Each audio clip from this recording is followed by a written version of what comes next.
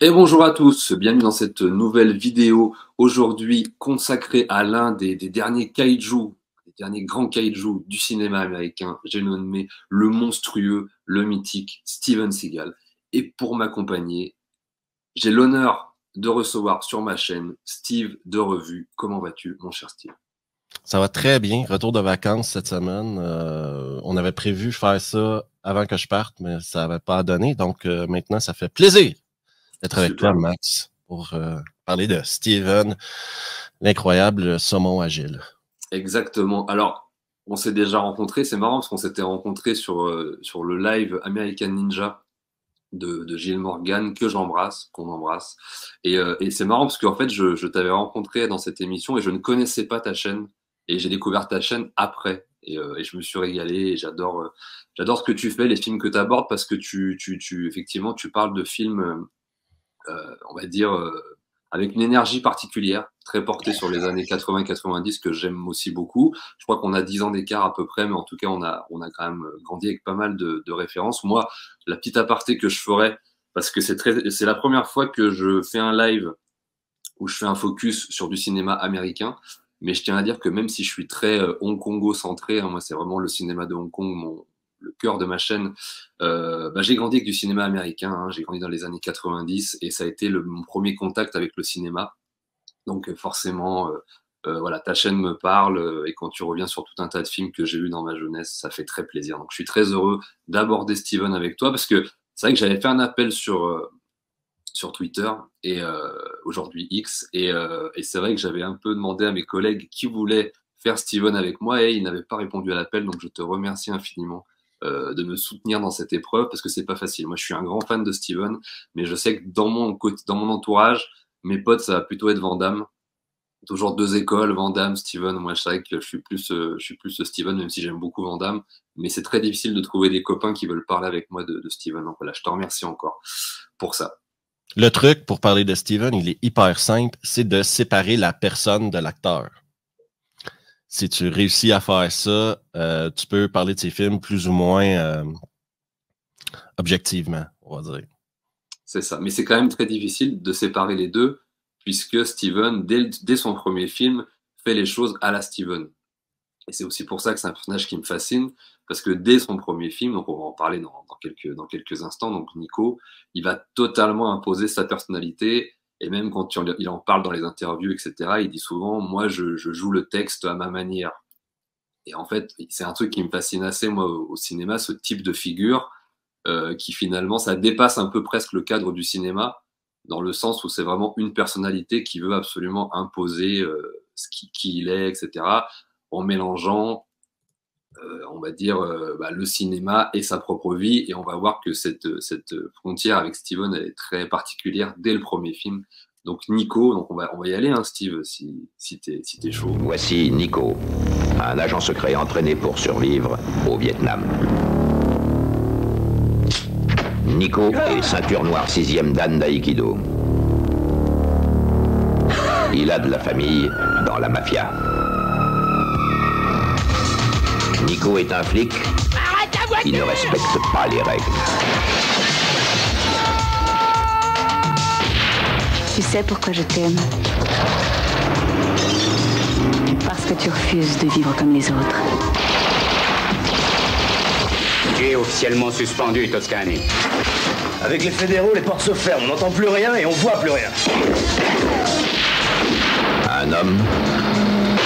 Vous venez de devenir numéro 4 des avis de recherche. Une obsession. Je veux devenir numéro 1. Une règle. Vous vous croyez au-dessus des lois? Peut-être, mais pas des miennes. Nico. On y va. Donc Nico, réalisé en 1988 par Andrew Davis, donc le futur réalisateur du Fugitif. Et qui avait fait Sale temps pour un flic avec Chuck Norris juste avant, je crois. Absolument, absolument. Et je crois que la ville où il tourne tout le temps, c'est Chicago, hein, c'est ça? C'est Ouais. la ville où il tourne tout le temps. Exactement. Et effectivement, Sale temps pour un flic aussi, très très bon de Chuck Norris, un des tout meilleurs. Que j'apprécie aussi beaucoup. Et voilà, ce qui est intéressant avec ce premier film, donc Nico Above the Law, en anglais. C'est que dès le début du générique, comme chacun sait, il y a une espèce voilà, de mix entre la vraie vie de Steven, son potentiel vécu et le personnage qui dépeint à l'écran. C'est très intéressant. Alors, il se présente comme un Italo-américain, alors qu'en fait, Steven a des origines européennes, d'Europe de l'Est par son père et d'Europe de l'Ouest par sa mère. Mais donc là, je pense que c'était pour... parce que l'Italo-américain était un peu à la mode à l'époque et tout, il voulait un petit peu surfer sur ça. Et donc, ça reprend vraiment le début de sa vie, on va dire tout son parcours dans l'aïkido, puisque Steven, effectivement, est un acteur qui est né aux États-Unis en 1952 dans le Michigan et qui est ensuite parti au Japon pour à la fois apprendre l'aïkido et ensuite l'enseigner. Il aura même une femme au Japon. Il aura vraiment une vie au Japon pendant plusieurs années. Ensuite, il va revenir aux États-Unis pour régler des régleurs de combat, de cascade. Je crois que ça va être dans The Challenge avec Toshiro Mifune et puis dans Jamais plus jamais avec Sean Connery. Il va commencer un peu là-dessus. Et puis, dès le départ, je crois que c'est un producteur qui s'appelle Michael Ovitz, c'est ça? Il va vouloir dans un de ses cours d'aïkido. C'est ça. Et il va l'imposer parce que je crois que son grand discours à l'époque, c'était de dire qu'il transformerait n'importe qui en superstar. C'est un agent, pardon, c'était pas un producteur, c'était un agent de star. Et donc, il l'a lancé comme ça sur un pari, comme ça un peu. Et il a commencé sa carrière comme ça. Déjà, c'est déjà assez incroyable comme début de carrière. Le fait d'arriver dans un film et comme ça, d'imposer directement sa personnalité. Et puis après tout son parcours potentiel à la CIA.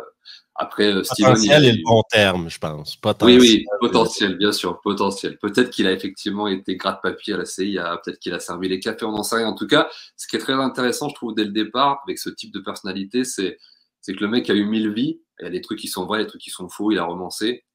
Et même plus tard, il va faire de la musique, il va être bouddhiste, il va faire même de la politique, on en parlera, on l'abordera peut-être de l'autre côté de l'hémisphère et tout. Et c'est assez intéressant ce type de parcours où en fait le cinéma n'est pas forcément au cœur de Steven.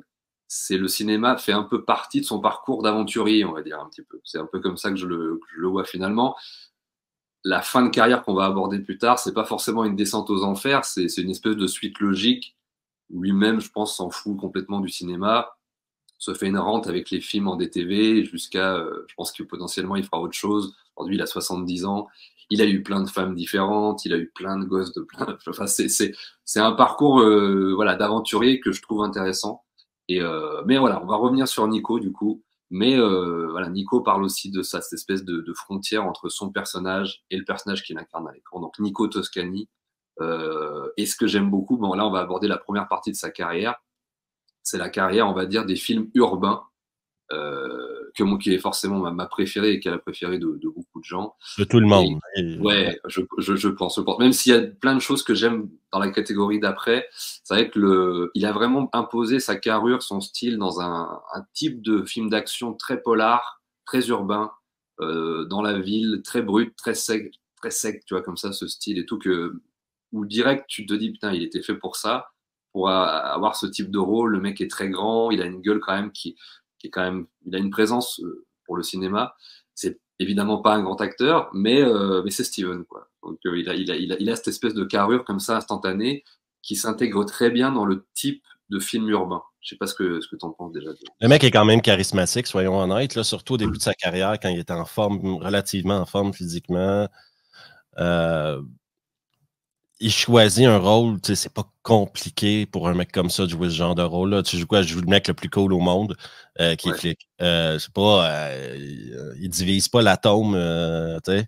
Ouais, c'est pas une composition incroyable, c'est vrai. C'est pas un rôle de composition pour lui.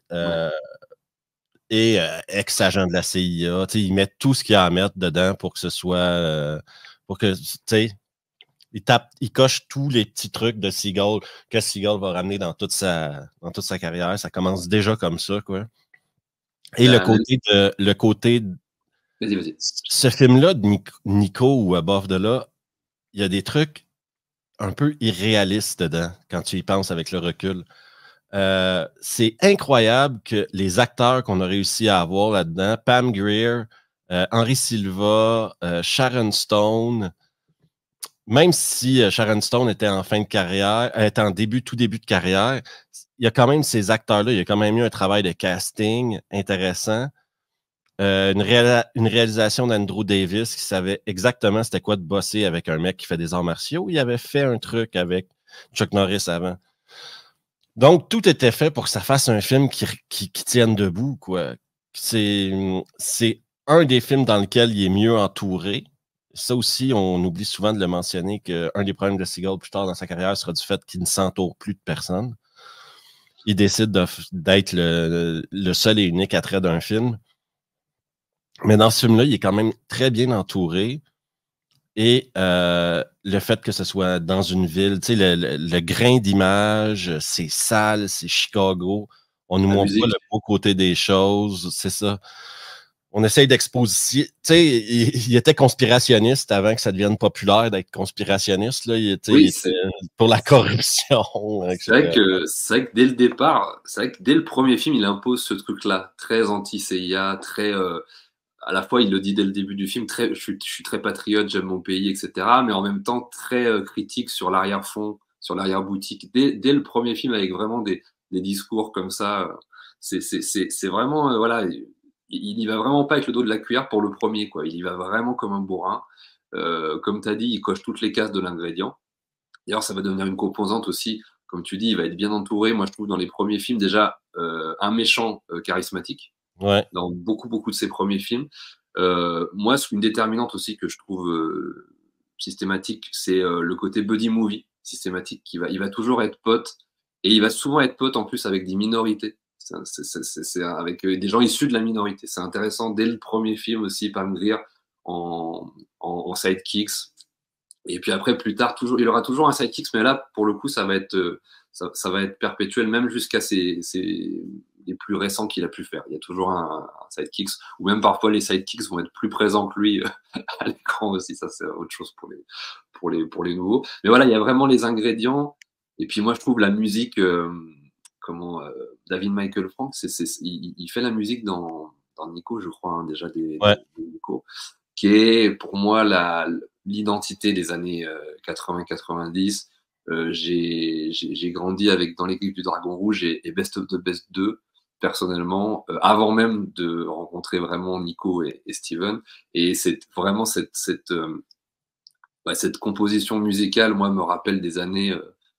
Alors là, ça va être très nostalgique, quoi. Là, ça va me ramener dans une époque. C'est ce type de musique qui me fait revivre des sensations de jeunesse et qui me replonge dans ces époques-là. Donc ça, c'est très cool. Donc il y a vraiment tout ça. L'histoire est par moments très compliquée à résumer parce qu'il y a. Enfin, moi, en fait, les films de Steven, hormis Justice Sauvage et encore même dans Justice Sauvage, il y a quand même des moments où il s'égare.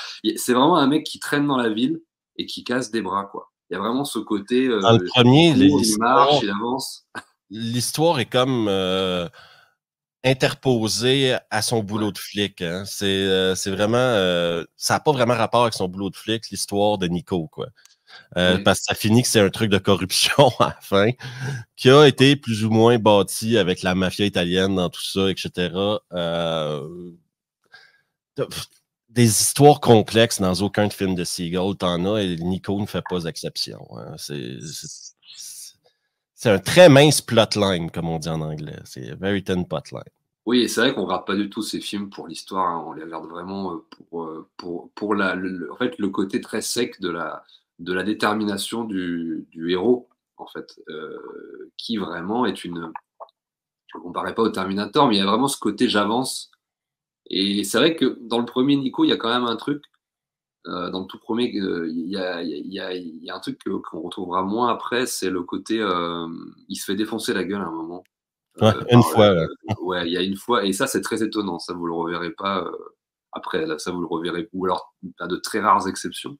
Mais il y a ce côté-là, ouais, où il veut amener une certaine fragilité au personnage et qui marche pas forcément. Mais voilà, c'est vrai que c'est vraiment le côté. Il y a vraiment ce type de film que j'adore, un côté à la fois polar, mais un peu entre le Vigilante et le Revenge Movie, avec un héros déterminé, plutôt appartenant au monde du passé, quoi, très à l'ancienne, quoi. Et avec cette petite touche, comme tu dis, ouais, un peu complosphère, un peu qui était un truc que tu voyais pas ailleurs, quoi, chez d'autres types d'acteurs. Et comme en plus, lui se disait qu'il venait de la CIA, qu'il avait connu un peu ce monde-là, il était mieux à même d'en parler dans les films et à mettre voilà, sa pièce à l'intérieur. Donc il y a ce côté quand même où je connais la vie et j'en parle un peu dans mes films. Il y a ce côté un peu comme ça, je trouve aussi. Tout à fait d'accord. Et tu as la surprise de... Le premier truc qui te frappe quand tu vois ce film-là pour la première fois, quand t'es ado, admettons, moi j'avais... Quand il est sorti au club vidéo, ce film-là, je crois que c'était 89, 90, donc j'avais 11 ans ou 10, 11, 12 ans. Et tu n'avais jamais vu de l'aïkido avant, là. Tu savais pas c'était quoi. Ouais. Et là, tu vois un mec qui arrive, truc de bras, et là, tu fais comme, ah ouais, c'est cool. Et là, il commence à péter des bras, à balancer des mecs à gauche puis à droite. Alors que, tu sais, l'opposé de la violence de Seagal, c'est un peu l'esthétique de Van Damme, quoi. Tu sais, Van Damme, c'est très esthétique, c'est le pied monté, le plan au ralenti. Alors que Seagal, tout se fait assez vite. Il te met le gars, il pète des têtes sur des barres, il casse des bras, il casse des jambes, il envoie des mecs valser dans les fenêtres. Et t'avais jamais vu ça avant. T'avais vu ça dans des films de Kung Fu d'Hong Kong, par exemple, où les mecs, mais c'était pas de l'aïkido, mais tu sais, t'avais des mecs qui sautaient partout, qui étaient très, très rapides. Et c'était le premier, je pense, à amener ça dans le cinéma américain, la rapidité de mouvement qu'on n'avait jamais vu avant. En tout cas, pas moi. Mais c'est vrai que le côté, c'est marrant ce que tu dis avec Van Damme, parce que Van Damme, il a vraiment une particularité avec le cinéma de Hong Kong qui va être un peu plus chorégraphié, avec des grands mouvements longs, larges, où en fait l'esthétique va prendre le dessus sur l'efficacité. Parce que c'est vrai que Van Damme, Karate Tiger, c'est un film hongkongais tourné aux États-Unis. Bloodsport, qui pour moi un chef-d'œuvre, qui est un film que j'adore, qui est tourné à Hong Kong, c'est son premier film, et il va ramener des réalisateurs hongkongais. Lui-même, il habite à Hong Kong. Enfin, il y a vraiment un rapport esthétique à son cinéma. Et en plus, c'est marrant parce qu'ils arrivent à la même époque, je crois. Bloodsport, c'est 88 aussi. Ouais. Il me semble. Et lui, non, c'est justement, ça va être l'inverse. Ça va être le côté, moi, je trouve, justement, à la fois très japonais, mais surtout très américanisé. Parce que moi, je le vois vraiment comme une espèce de néo-John Wayne, vraiment moi qui suis un amateur de chorégraphie, voilà, c'est là où ça que je voulais dire. Je suis un amateur de chorégraphie martiale hongkongaise. Je trouve que c'est les meilleurs au monde. Mais ce que j'aime justement dans Steven, c'est qu'il fait il n'y a pas vraiment de mise en scène de la chorégraphie. Il y en a un minimum, mais elle va vraiment à l'essentiel. Elle est très rapide et très brutale. Et le côté, je prends des mecs, c'est pas esthétique, quoi. Je prends des mecs, je regarde comme ça, je le pousse, je le casse. Le truc qu'il fait, là, l'espèce de mouvement, moi, j'ai jamais pratiqué de Aikido, j'ai fait d'autres arts martiaux, mais pas celui-là. Quand il tombe comme ça avec le cascadeur, les cascadeurs sont super aussi, ils font un super boulot. Les bras qui se cassent, les trucs. Il y a un côté vraiment, vraiment direct, quoi. Vraiment, je fais pas de galipette, je fais pas de fioriture. Je suis une machine à tuer et je vais vous montrer directement ce que je sais faire. Il n'y a pas de, voilà. Et ça, c'est très jouissif. Mais c'est pas une recherche esthétique comme quand j'aborde un film de Hong Kong ou quand je regarde un film de Van Damme avec une espèce de beauté des arts martiaux. Il y a vraiment le côté brut, direct. Mais je trouve qu'il s'intègre mieux au cinéma américain. Parce que je trouve, moi, personnellement, alors ça, c'est très personnel comme avis, moi qui suis un amateur de films hongkongais, pour moi, c'est les meilleures chorégraphies du monde. Et je trouve que par moment, les Américains essayent de copier un peu ce style, mais sans vraiment y arriver. Du coup, je trouve, alors que quand ils font les trucs à leur manière, je trouve ça plus intéressant. Et du coup, je trouve que Steven fait ça à sa manière, à l'américaine, et je trouve ça, c'est plus organique, en fait. Tu vois, c'est plus logique pour moi. Je trouve ça plus, j'avale plus le truc. En fait. Ben, tu vois, ce qui est intéressant à souligner dans tout ça, c'est que le cinéma américain d'action d'aujourd'hui ressemble beaucoup plus à des films d'action de Steven Seagal. Tu prends l'exemple John Wick, tu sais, l'arrivée du Jiu-Jitsu, John Wick, Tyler Rake, tous ces films d'action-là ressemblent beaucoup plus au niveau des chorégraphies de ce que Steven Seagal faisait dans les années, à la fin des années 80, début 90, avec des mouvements très rapides, avec des prises, avec c'était pas juste des coups de pied et des coups de poing. Et là, avec l'arrivée du jiu-jitsu dans les films, ben, on voit beaucoup plus de ça, quoi. Là, il y a des mecs qui ont commencé à se faire casser les bras, casser les jambes, et c'est revenu au cinéma, filmé de manière différente, bien sûr, que de la manière qu'on avait de filmer dans les années 80-90, mais c'est quand même les mêmes techniques de prise de bras, de prise de main, le nombre de fois qu'on voit les mains pliées ou tordues, ou etc. dans les films aujourd'hui, alors que c'est Seagal qui avait amené ça dans les années 80, à la fin des années 80, quoi. Mais du coup, je trouve que ça correspond mieux à un type de chorégraphie à l'américaine, un peu plus bourrine, un peu plus violente, un peu plus directe. Et alors que le cinéma chinois, mais plus particulièrement hongkongais, va quand même avoir tendance à, c'est un truc qui vient de l'opéra, à étirer le spectacle au maximum. C'est-à-dire que c'est pas forcément le réalisme ou la sécheresse d'un mouvement, ça va plutôt être le spectacle. Une chorégraphie, c'est un peu comme un ballet, c'est un peu abordé comme ça, comme un opéra. Donc c'est deux manières différentes d'aborder. C'est une esthétique complètement différente de filmer l'action, filmer la violence. Je dirais que les combats, même quand c'est des combats de flingue, tu prends l'exemple de À toute épreuve que tu as derrière toi, les fusillades là-dedans ne sont absolument pas filmées de la même manière qu'on filme une fusillade aux États-Unis à l'époque, quoi. John Woo a sa manière à lui de filmer une fusillade, comme il a sa manière à lui de filmer un combat à main nue. Ce que les Américains, on dirait que les Américains n'ont pas la patience pour ce genre de combat-là, je dirais. Exactement. Eux, ils veulent pas un début, un milieu puis une fin à un combat. Ils veulent voir 25 personnes crever le plus rapidement possible. Alors, les Hongkongais le font aussi, ça, de voir plein de personnes crever, mais comme tu dis, effectivement, là, tu as pris l'exemple d'À toute épreuve. À toute épreuve, pour moi, c'est un film de sabre chinois réactualisé avec des flingues, mais c'est ce qu'a fait John Woo et c'est ce qu'ont fait plein d'autres. On est encore presque dans un film d'arts martiaux, dans la manière d'aborder les chorégraphies et tout. Alors que, ouais, ce que je trouve plus intéressant au niveau de l'Amérique, c'est que c'est direct, quoi. Et je trouve que Steven, il incarne bien ça. Il incarne bien ce côté-là. Et quand on va voir un Steven, bon, on a envie de le voir punchliner comme un énorme. Enfin, il a des punchlines. Bon, là encore dans Nico, c'est plutôt soft, mais plus tard dans certains films, il a des dialogues. C'est vraiment à partir de. Échec et mort, non, peut-être. Échec et mort, qui sont deuxième, qui commence à utiliser un peu plus l'humour et à se la péter, là. Il commence à se la péter. C'est vrai que Nico se veut un peu plus réaliste. Et un peu plus profond et il veut amener un truc un peu plus profond là-dedans, même si bon, il n'y a pas tellement de profondeur. Moi, mais j'adore ce type de personnage, de film, c'est excellent. Henri Silva, c'est pareil, le méchant, on n'en a pas parlé, mais c'est un grand monsieur du cinéma qui a joué dans plein de pays, en Italie. Il avait fait une shit film de série B, lui, en passant. Ouais. Il avait même fait des films en France avec Belmondo, je sais plus lequel c'est, où il joue le méchant. Enfin, il a fait à la fois des gentils et des méchants. C'est un très bon heavy, ouais.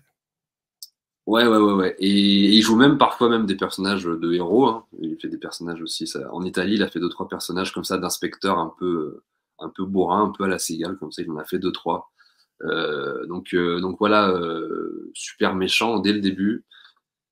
Et puis aussi, on l'a pas dit, mais je sais pas si toi tu conseilles ça, mais moi je conseille souvent de voir les VF pour les films de Steven, parce que je trouve que ça te remet dans une énergie particulière, et en plus ça le fait un peu mieux jouer, parce qu'il a la voix de... Oui, ça faut être honnête. Le travail des doubleurs dans tous les films de Steven Seagal fait de lui un meilleur acteur que dans la VO. Voilà. Ça, c'est non discutable selon moi.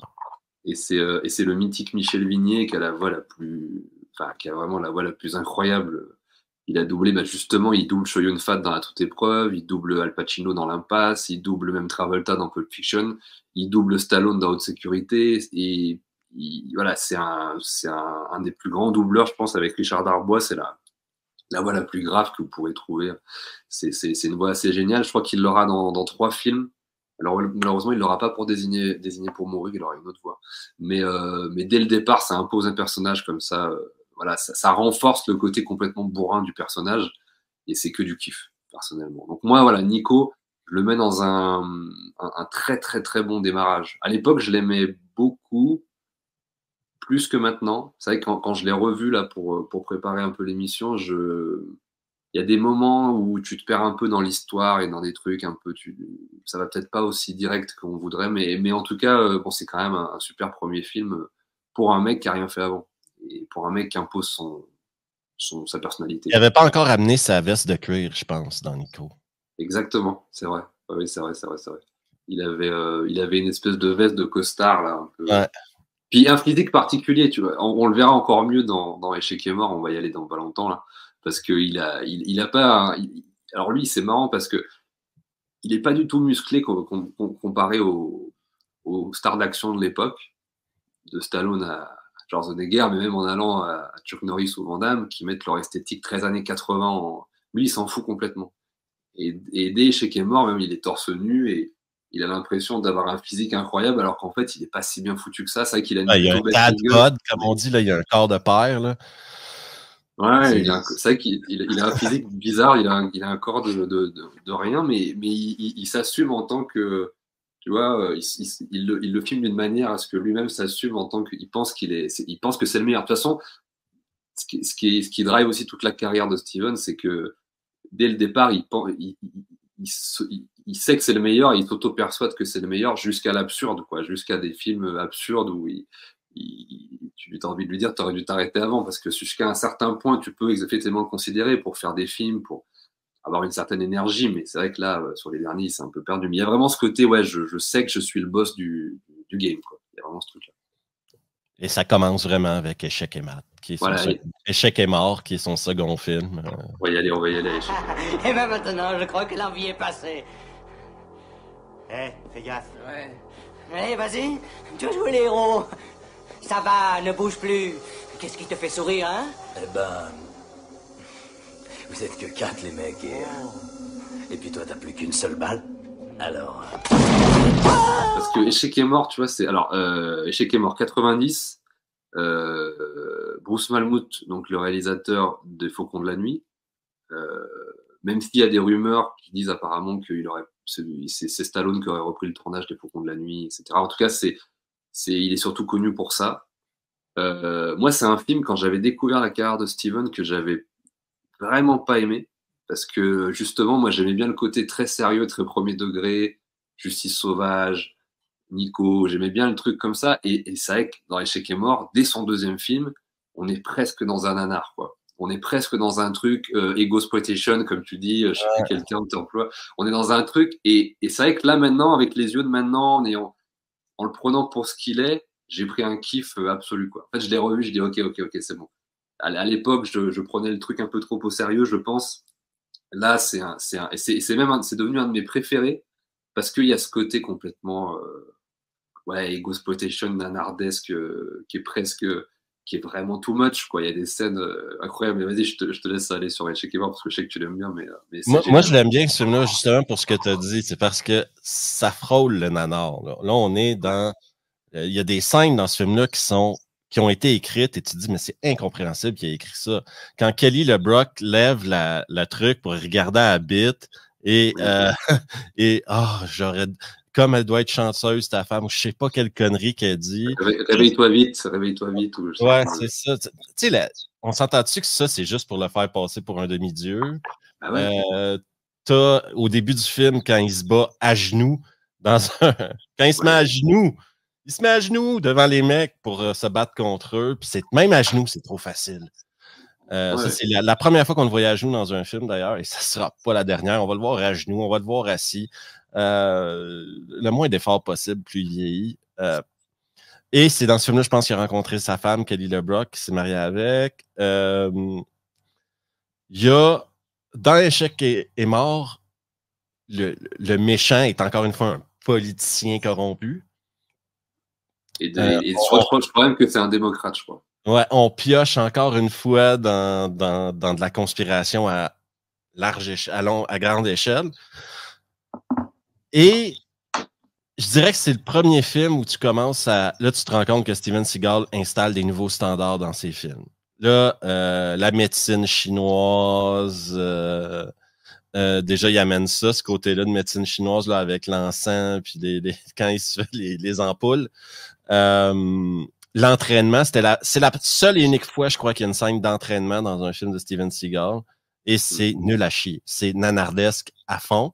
C'est Steven Seagal qui s'entraîne au ralenti puis qui lève des poids de 10 kilos. C'est n'importe quoi. Quand il court dans la montagne, n'importe quoi. Et puis le sommet de la montagne avec le soleil, tu sais, derrière son crâne, le bruit de l'aigle au fond. Enfin, moi, j'adore. La renaissance du Messie, etc.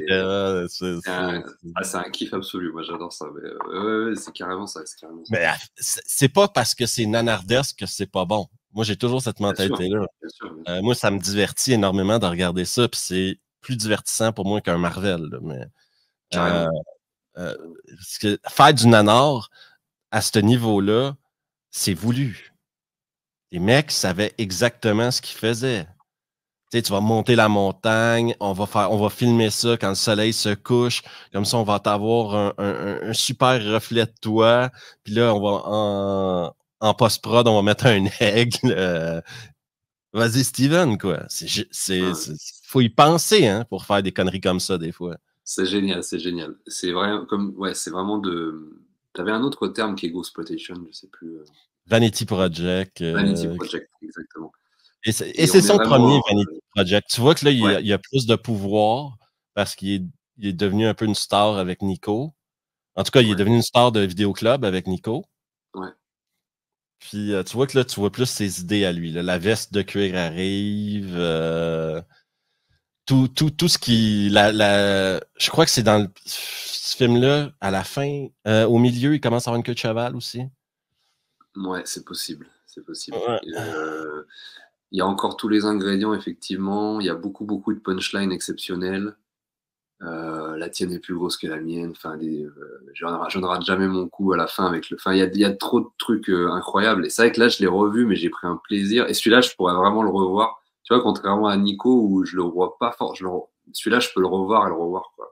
Il m'amuse énormément. Il est vraiment exceptionnel. Je crois que c'est encore David Michael Frank à la musique. La scène d'entraînement qui fait effectivement, comme tu l'as dit, très. C'est ce que j'aime bien, moi, dans le cinéma d'arts martiaux américain de ces années-là. Il y a une. C'est ça, c'est un truc qui est complètement repris du cinéma de Hong Kong, du cinéma de Kung Fu. La scène d'entraînement, c'est vraiment un truc qui est au cœur de plein de films de Kung Fu. Et là, ils les refont à la sauce américaine. Je trouve ça, avec la musique derrière, je trouve ça toujours très jouissif. C'est le montage à la Rocky qu'on a. Exact. Oui, exactement. Et puis une histoire quand même abracadabrantesque, une espèce de. Moi, dès le départ, je suis vraiment impressionné par un truc. C'est que le personnage, bon, on va pas raconter toute l'histoire, mais le personnage se retrouve dans le coma au début du film. Et il se réveille après, je sais plus, X années de coma.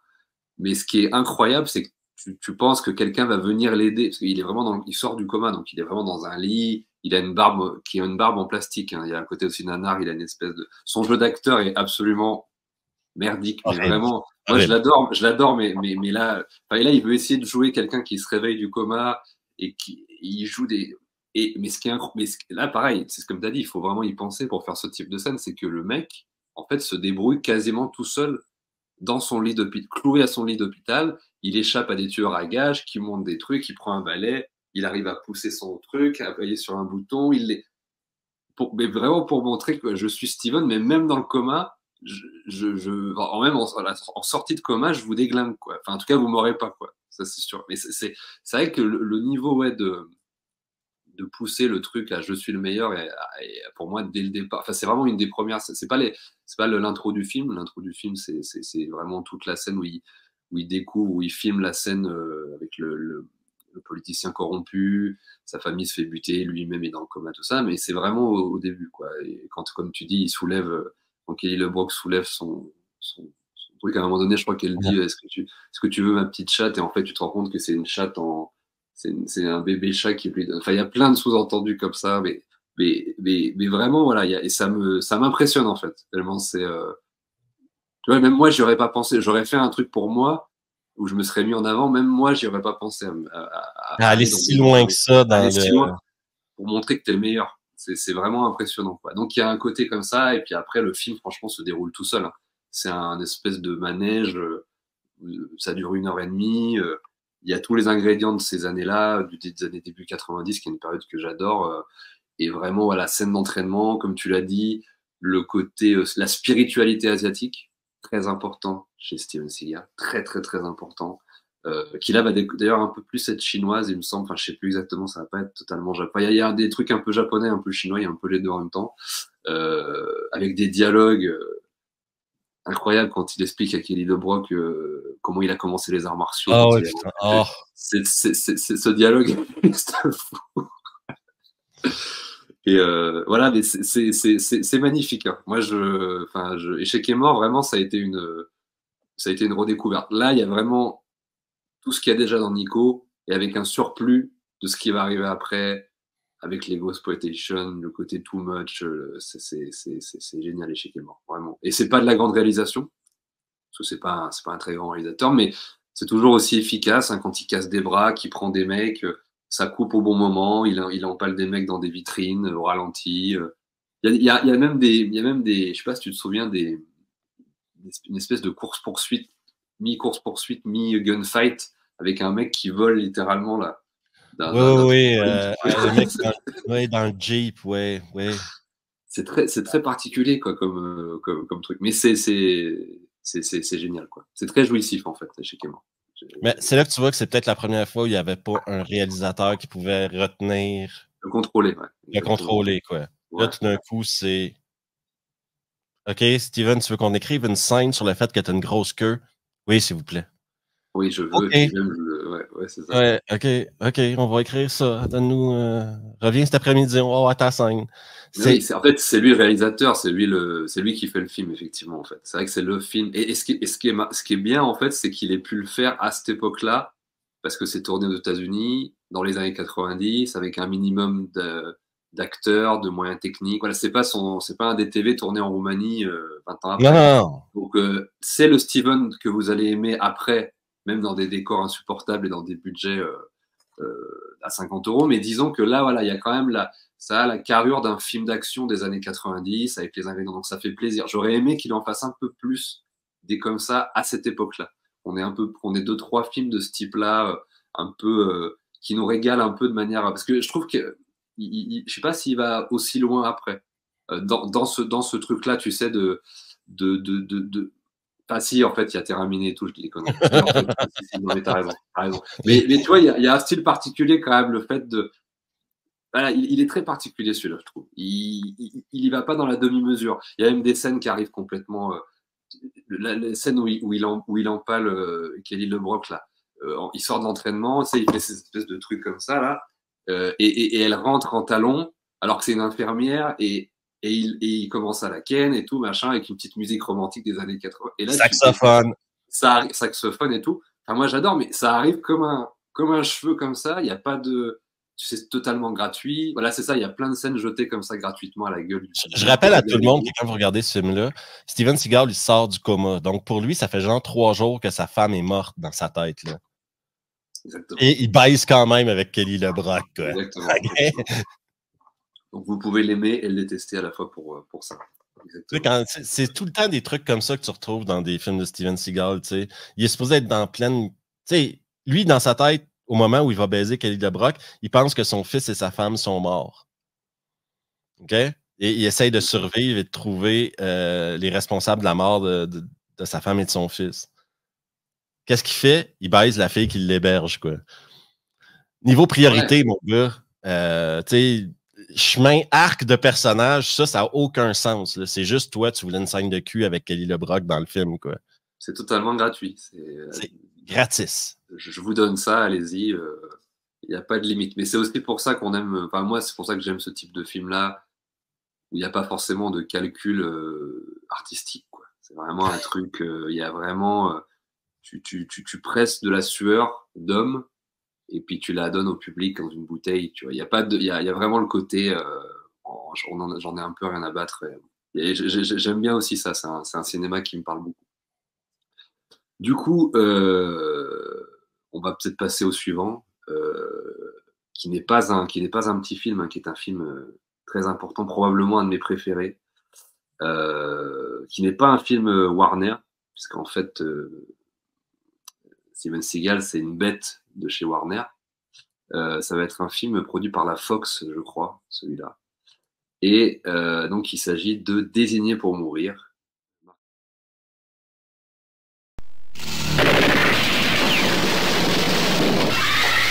Les Jamaïcains organisés en bande se sont rendus maîtres du marché de la drogue.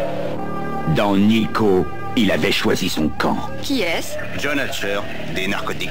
Dans Échec et Mort, il s'était vengé. Ce n'est pas le moment de me laisser tomber. J'en ai assez. Il décroche, il prend sa retraite. Il a l'air de pouvoir encore servir. Aujourd'hui, cet homme au tempérament irritable a été désigné pour mourir. Je veux que tu épouses ma sœur, la déesse des brasiers. Steven Seagal et John Hatcher. La mort le possède et il se croit vivant. Un bon flic. Votre famille a été marquée. De mauvaise humeur. Il a dit qu'on allait mourir. Je crois que la chance de ce gars va tourner. Que comptez-vous faire? Je veux détruire leur bande.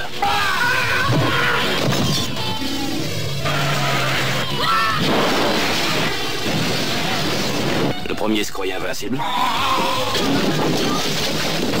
Et l'autre croyait savoir voler. Ils se trompaient tous les deux. De qui as-tu peur? De cet homme? Ou de moi?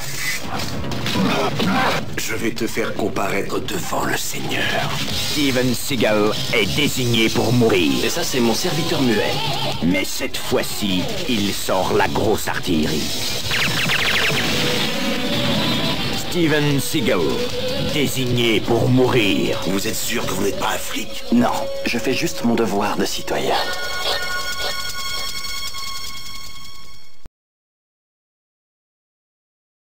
Marked for Death, réalisé par Dwight H. Little, le réalisateur du mythique Rapid Fire, hein, qui est quand même un réalisateur d'action intéressant. Je sais plus ce qu'il a fait d'autre à part Rapid Fire, mais je crois qu'il a fait 2-3 films d'action qui sont pas mal.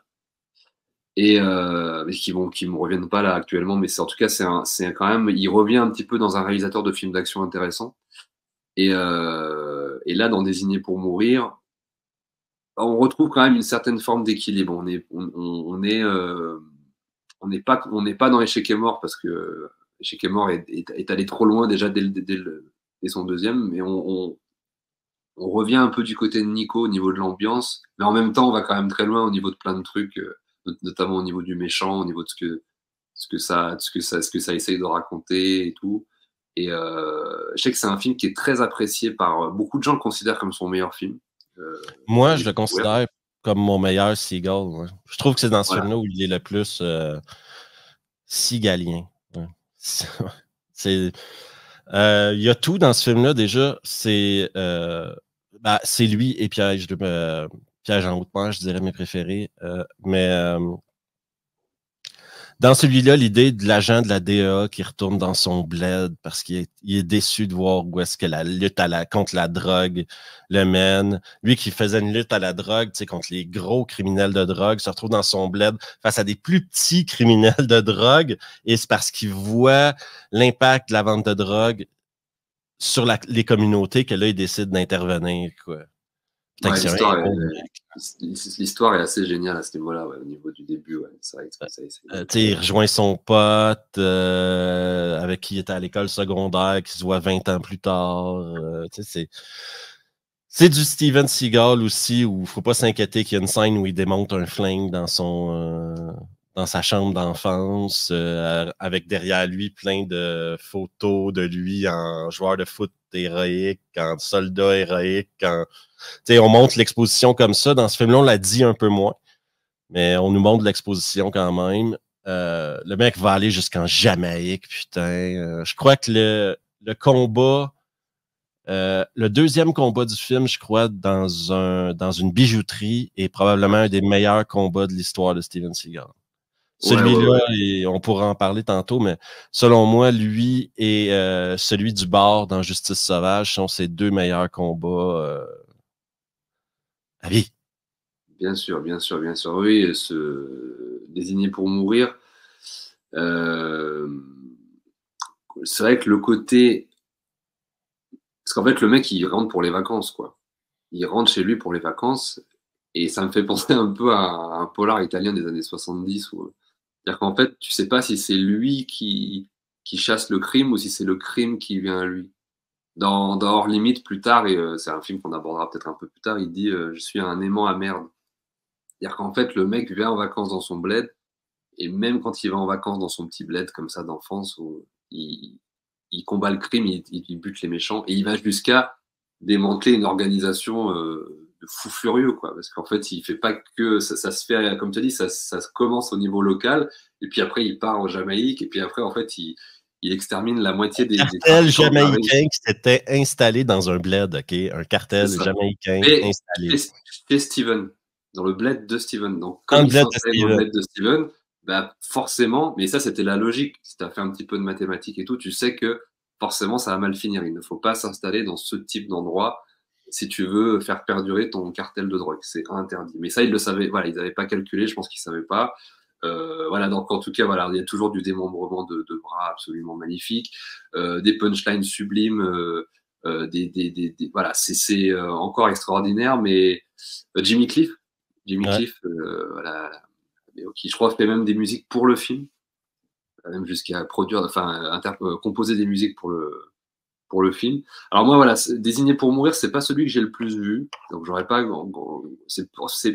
c'est peut-être pas mon préféré, mais franchement, il est dans mon top. Il est vraiment très, très, très bon. Et ouais, comme tu l'as dit, le plot de départ est vraiment, vraiment chouette.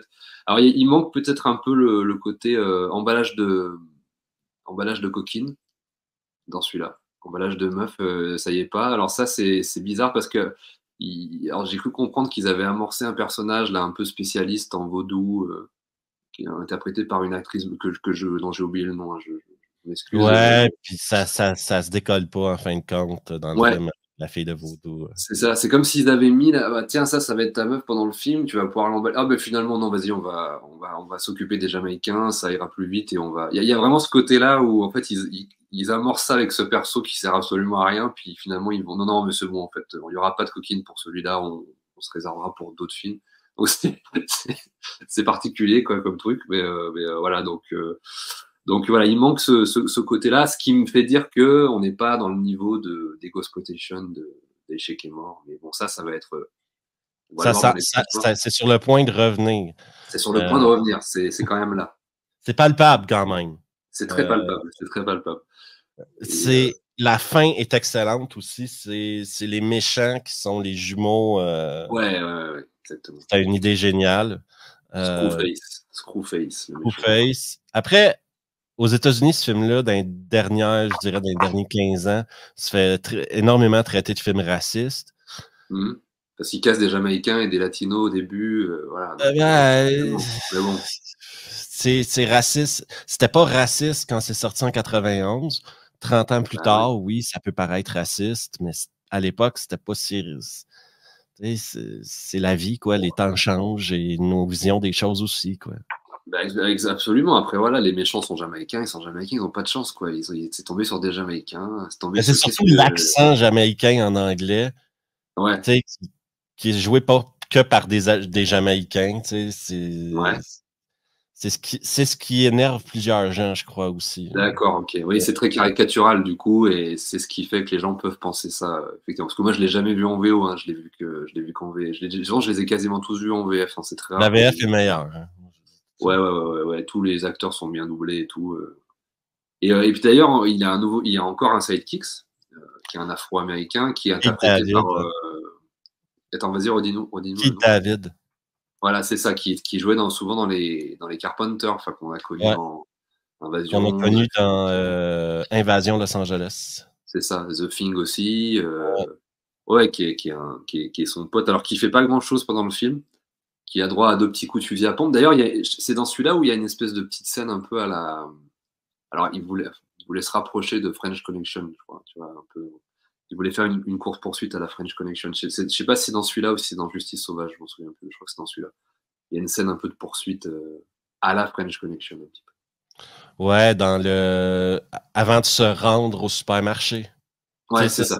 De se rendre à la bijouterie. Tout mène en se rendant à la bijouterie, c'est là qu'il y a une poursuite. Une scène de viol aussi totalement inutile pour montrer des nibards dans ce film. Oui, exactement. Et c'est sa cousine ou sa sœur, je sais plus. Sa sœur. Ouais, sa sœur, voilà, c'est ça. Et c'est bien sûr lui qui la sauve. Évidemment, mais voilà, c'est le côté nibar qui manquait, effectivement. On en parlait tout à l'heure, le côté. Donc là, ils l'ont rajouté. Mais c'est vrai que c'est bizarre parce que c'est sa sœur, donc c'est un côté. Mais du coup, ça amplifie la colère du personnage. Hein.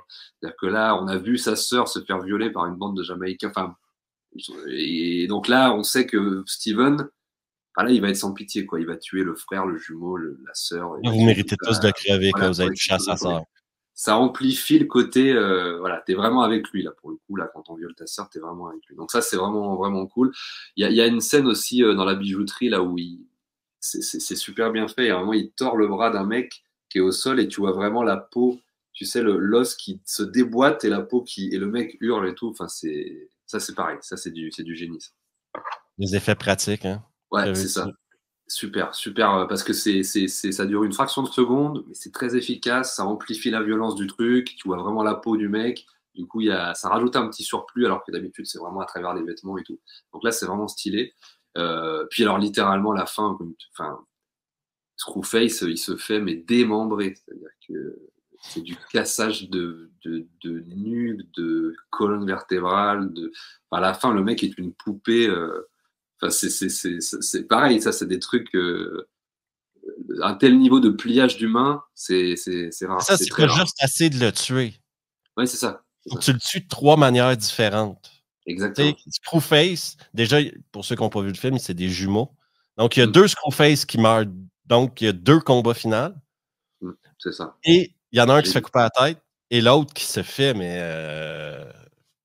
Le gars, il a dû mourir de 16 trucs, genre. Ah, mais le mec, il le plie. Il le plie comme un courrier, comme un vêtement. Il envoie le colis à la poste, tu vois. Il est plié littéralement. Et après, il envoie son colis, il dit veuillez agréer, tout ça, il signe et tout, il l'envoie. Mais c'est incroyable. Mais c'est d'une violence inouïe pour l'époque. C'est super violent. Et d'ailleurs, petite parenthèse, moi, je me rappelle que Steven, je l'ai découvert très tard. Tu vois, je l'ai pas découvert. Je l'ai découvert vraiment. Fin adolescence, début adulte, parce que moi mes parents avaient les cassettes, mon oncle, on est des gros bourrins, moi je viens de la campagne et tout, on avait tous les Chuck Norris, les Van Damme, on avait tout même les trucs de vidéoclub les plus obscurs, tu vois, les Lorenzo Lamas, on avait tous ces trucs-là, pas que, mais on avait beaucoup de ces trucs-là, surtout mon oncle, et je me rappelle que Steven, c'était interdit, quoi. C'est-à-dire mon oncle avait terminé, Justice Sauvage, il y avait tout, et moi je crevais d'envie de les voir, et mes parents me disaient, mais tu ne peux pas voir Steven Seagal, tu dois attendre la majorité parce que moi, quand j'étais gamin, c'était trop violent. Il y avait du cassage de bras, de l'arrachage de trucs. Il y a un film où il arrache les trucs. Ouais. Pour mes parents, c'était voilà, petite parenthèse, mais moi, j'étais trop, pour mes parents, c'était trop violent, quoi. Et pourtant, ils me montraient déjà des trucs violents. Mais Steven, c'était trop pour mes parents. Ils disaient, non, mais Steven, c'est pas possible, tu peux pas regarder Steven. Tu dois attendre ta majorité, tu peux pas regarder Steven tout de suite. C'est bizarre parce que tu sais, de la violence équivalente maintenant à ça existe plus vraiment dans les films d'action. Ça existe dans les films d'horreur, bien sûr, mais dans les films d'action maintenant, à cause justement du CGI ou des trucs comme ça, t'as pas ce sentiment-là de voir un gars se faire plier en deux sur un genou ou de se faire casser le cou, puis la tête qui fait à peu près 16 tours, arracher. On en voit presque plus dans les films. Et c'est signe que les temps changent. Ça ne veut pas dire que c'est forcément meilleur, que c'était meilleur avant, c'était juste différent. Mais maintenant, tu vois ça dans les films d'horreur, quoi. C'est possible. Tu vois, moi, je regarde beaucoup de films d'horreur et tu vois ce genre de scène-là dans un film d'horreur où le mec, pour le torturer, il casse un bras, puis tu vois le bras faire des trucs comme ça que tu voyais dans des films d'action de Steven Seagal à l'époque, quoi. Ouais, puis en plus, ce qui est bien, c'est que c'était pas non plus. Il n'y avait pas un désir. Enfin, le cassage de bras, il n'était pas là pour te faire. Comment dire? Il y avait un côté jouissif. Ouais, mais c'est surtout pour te faire un peu. Moi, je sais qu'à chaque fois que je regarde un Steven, tu sais, il y a un côté un peu. Tu sais, vas-y. Ça merde celui-là. Il y a une espèce de catharsis où en fait, t'as envie de. Parce que les mecs sont des ordures, donc t'as vraiment envie de les voir se faire démonter. Mais du coup, il n'y a pas le côté pervers dans le sens où il s'attarde pas 3 heures sur la plaie, sur le truc, sur le bras. C'est-à-dire que très vite, il le casse. Allez, poubelle. Il le casse, poubelle. poubelle. Donc là, t'as une catharsis, t'es emporté par le truc, t'es comblé parce que t'as eu ton moment où tu vois, t'as 2-3 mecs dans la vie que t'as envie de buter parce qu'ils sont insupportables. Et là, le film te procure ça, mais il n'y a pas le côté justement où il reste, il s'attarde sur la plaie, sur le truc, et il n'y a pas ce côté pervers que je trouve par moment dans le cinéma récent. Mais moi, je regarde plus trop de cinéma récent. Je suis vraiment je suis vraiment resté dans le mood un peu à l'ancienne, surtout au niveau du cinéma occidental. Mais même au niveau du cinéma asiatique, par exemple, le cinéma coréen, des fois, il s'attarde beaucoup trop sur les plaies. Il y a un côté un peu glauque. Alors que je trouve que chez Steven, il n'y a pas de côté glauque. Il y a le côté ultra violent. Il fait juste son boulot, lui. Mais il fait son taf et il s'en va. Il n'est pas là pour te faire. Il n'y a pas le côté, je vais enfoncer la cuillère dans l'œil du mec, la tourner. Il n'y a pas ce truc-là. Et ça, j'aime bien aussi ce truc où même dans la violence la plus extrême, t'es juste là pour faire ton boulot, en fait. Le mec est puni. J'ai pas spécialement de plaisir à le voir souffrir. C'est juste qu'en fait, il faut le punir. Il y a vraiment ce truc chez Steven. En parlant de vengeance et de justice, on va aller au 4e parce que là, celui-là, je pense que c'est mon préféré. Je pense que c'est vraiment mon préféré parce que déjà, je le trouve hyper bien réalisé et je trouve il s'emmerde vraiment pas, quoi. Et puis il a un méchant incroyable. Enfin, il y a vraiment il y a vraiment beaucoup d'ingrédients. Justice sauvage.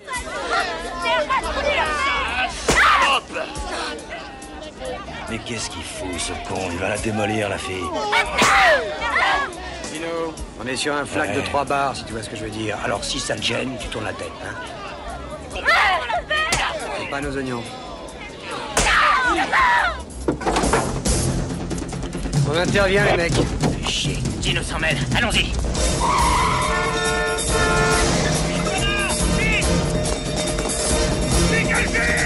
Chien sale! Quoi? Alors c'est pour ça. Tu t'es laissé mettre en clope par un client, connasse. Et les capotes, c'est pour qui? Oh. Allez, continue, allez. Écoute pas. Qu'est-ce qu'il m'a mis, l'enfoiré? J'ai peur de perdre mon bébé! Espèce d'enculé! Lâchez-moi, bande de pédés! Vous n'avez pas le droit! Hé là! Mais qu'est-ce que vous foutez là? Laissez-le moi, celui-là. Mais ça va pas la tête? Vous n'avez pas le droit, bande de pédés! À moi que tu parles? Oui, pour qui tu te prends, toi, hein? Tu t'éclates à frapper les gonzesses, c'est ça? Hein? Eh ben frappe-moi, sale con. Oui, c'est ça, d'accord. Monsieur se prend pour une terreur. Des terreurs comme toi, j'en prends tous les matins, enfoiré. Ta femme, je la baise, ta mère...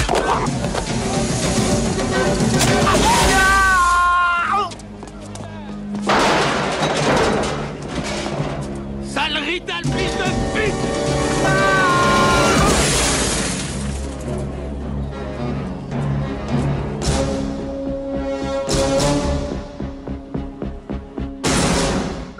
John Flynn, 1991, qui est son dernier grand film de la période urbaine. Bon, il reviendra à la période urbaine après, on en reparlera, mais dans ce début de carrière-là, ce que j'appelle les films urbains, les polars, c'est son dernier grand. Après, ça sera ce que j'appelle les films du grand large ou des grands espaces, avec Pierre Haute Mer, Terra Mini, etc. Mais là, c'est son dernier film du ghetto, où il incarne encore un Italien, donc le personnage de Gino. Et ce que j'aime beaucoup, Gino Felino. Et ce que j'aime beaucoup dans celui-là, c'est que le personnage, c'est un pur personnage de polar parce que c'est un flic, mais il est un peu gangster. Il est un peu thug, quoi. C'est-à-dire qu'il il a un côté un peu mafieux. Il est presque aussi mafieux qu'il est flic. Exactement. Et ça, je trouve que c'est très rare aussi, ce type de perso. J'adore ce type-là parce que finalement, et tu retrouves un peu ça dans les films de John Woo et tout, c'est pas le fait que tu sois flic ou gangster, c'est que tu fasses régner la justice. Peu importe le bord dans lequel t'es, peu importe le choix que t'as fait. Et ça, j'adore ce type de perso. Ou même il va jusqu'à dire à un moment donné, j'en ai rien à foutre d'être flic. C'est juste un truc que j'aurais pu être gangster, quoi. Parce qu'il a grandi dans un quartier italo-américain, avec des mafieux et tout. Et il est respecté vraiment. Il y a vraiment des scènes de mafia, quoi. Oui, il va avoir des parrains. Et il lui parle presque comme un parrain équivalent. Il a des oui, ça c'est exagéré à peine. C'est exagéré de ouf, mais je trouve que ça marche avec la caricature du perso, ce que le perso veut un peu faire. Il a des chaînes en or, il a le début du film. D'ailleurs, j'aurais voulu qu'il le garde au début. Il arrive avec alors, il arrive un moment, il faut juste que je décrive la scène. Donc, son pote s'est fait buter par un grand méchant, etc., comme on va reparler et tout. Il arrive, donc la scène de crime et tout, il arrive avec pas un béret, mais un... Putain, non, c'est un béret, ouais. C'est un béret, ouais, un béret militaire noir, débardeur noir, mais chaîne en or avec la croix du Christ et tout, gourmette, fusil à pompe, et à un moment donné, il fait « Bon, écoute, donne-moi juste une voiture et un fusil à pompe et puis je te règle le problème. » quoi. Et le film, en fait, c'est ça. Donne-moi une voiture, un fusil à pompe et je te règle le problème. Et le film, alors il passe un peu par des détours, il fait des petites enquêtes parce que en fait, il recherche un mec. Mais c'est très efficace comme scénar parce qu'en fait, il recherche simplement le mec qui a buté son coéquipier. C'est très, très, très simple. Il est à la recherche de Richie. Il est à la recherche de Richie. Personne n'a vu Richie. Personne ne sait pourquoi il a tué Bobby Lupo. La scène du bar et tout. Mais voilà, je trouve que là, le côté, tu sais, la sécheresse du scénario, c'est-à-dire qu'en fait, tu vas vraiment à l'essentiel.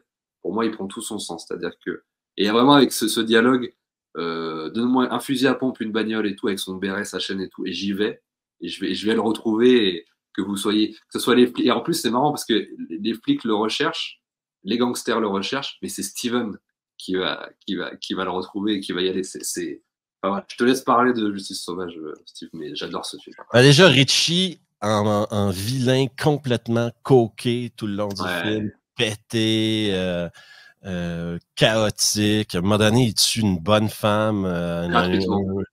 Gratis, quoi. Une rage au volant, genre, boum, il y a but. C'est ça. Dans ce film-là, on a des perles de traduction. Je vous parle à un moment donné, il rencontre une fille. La manière dont il parle à la sœur de Richie, mais c'est juste horrible. Là, au niveau du langage, c'est genre, je savais pas que tu chargeais plus que 5 balles, que t'étais une pute qui demandait plus. Des trucs comme ça. La fille aux autres 45, l'expression vient de ce film-là. On a un Steven Seagal là, qui commence à rajouter beaucoup plus d'humour et essaye de chercher la phrase qui tue maintenant, beaucoup plus que dans ses 3 premiers films, je dirais. Ouais. Mais c'est vraiment la combinaison d'un Steven Seagal en voix unique, là, où tout ce qu'il veut, c'est trouver Richie. Le nombre de fois où il dit « Il est où Richie » dans ce film-là est incalculable. La baston dans le bar est juste épique. C'est une des meilleures bastons, comme je disais plus tôt, de la carrière de Steven Seagal. Et son combat à la fin avec Richie est, même si tu sais que Richie peut pas se battre contre lui, le mec qui tire sur Steven Seagal, ça ne fait rien, OK? Que dalle. Mais c'est extraordinaire. Non, mais cette scène dans la cuisine, mais l'appartement, c'est un tout petit appartement, un peu ghetto, un peu très modeste et tout, voilà.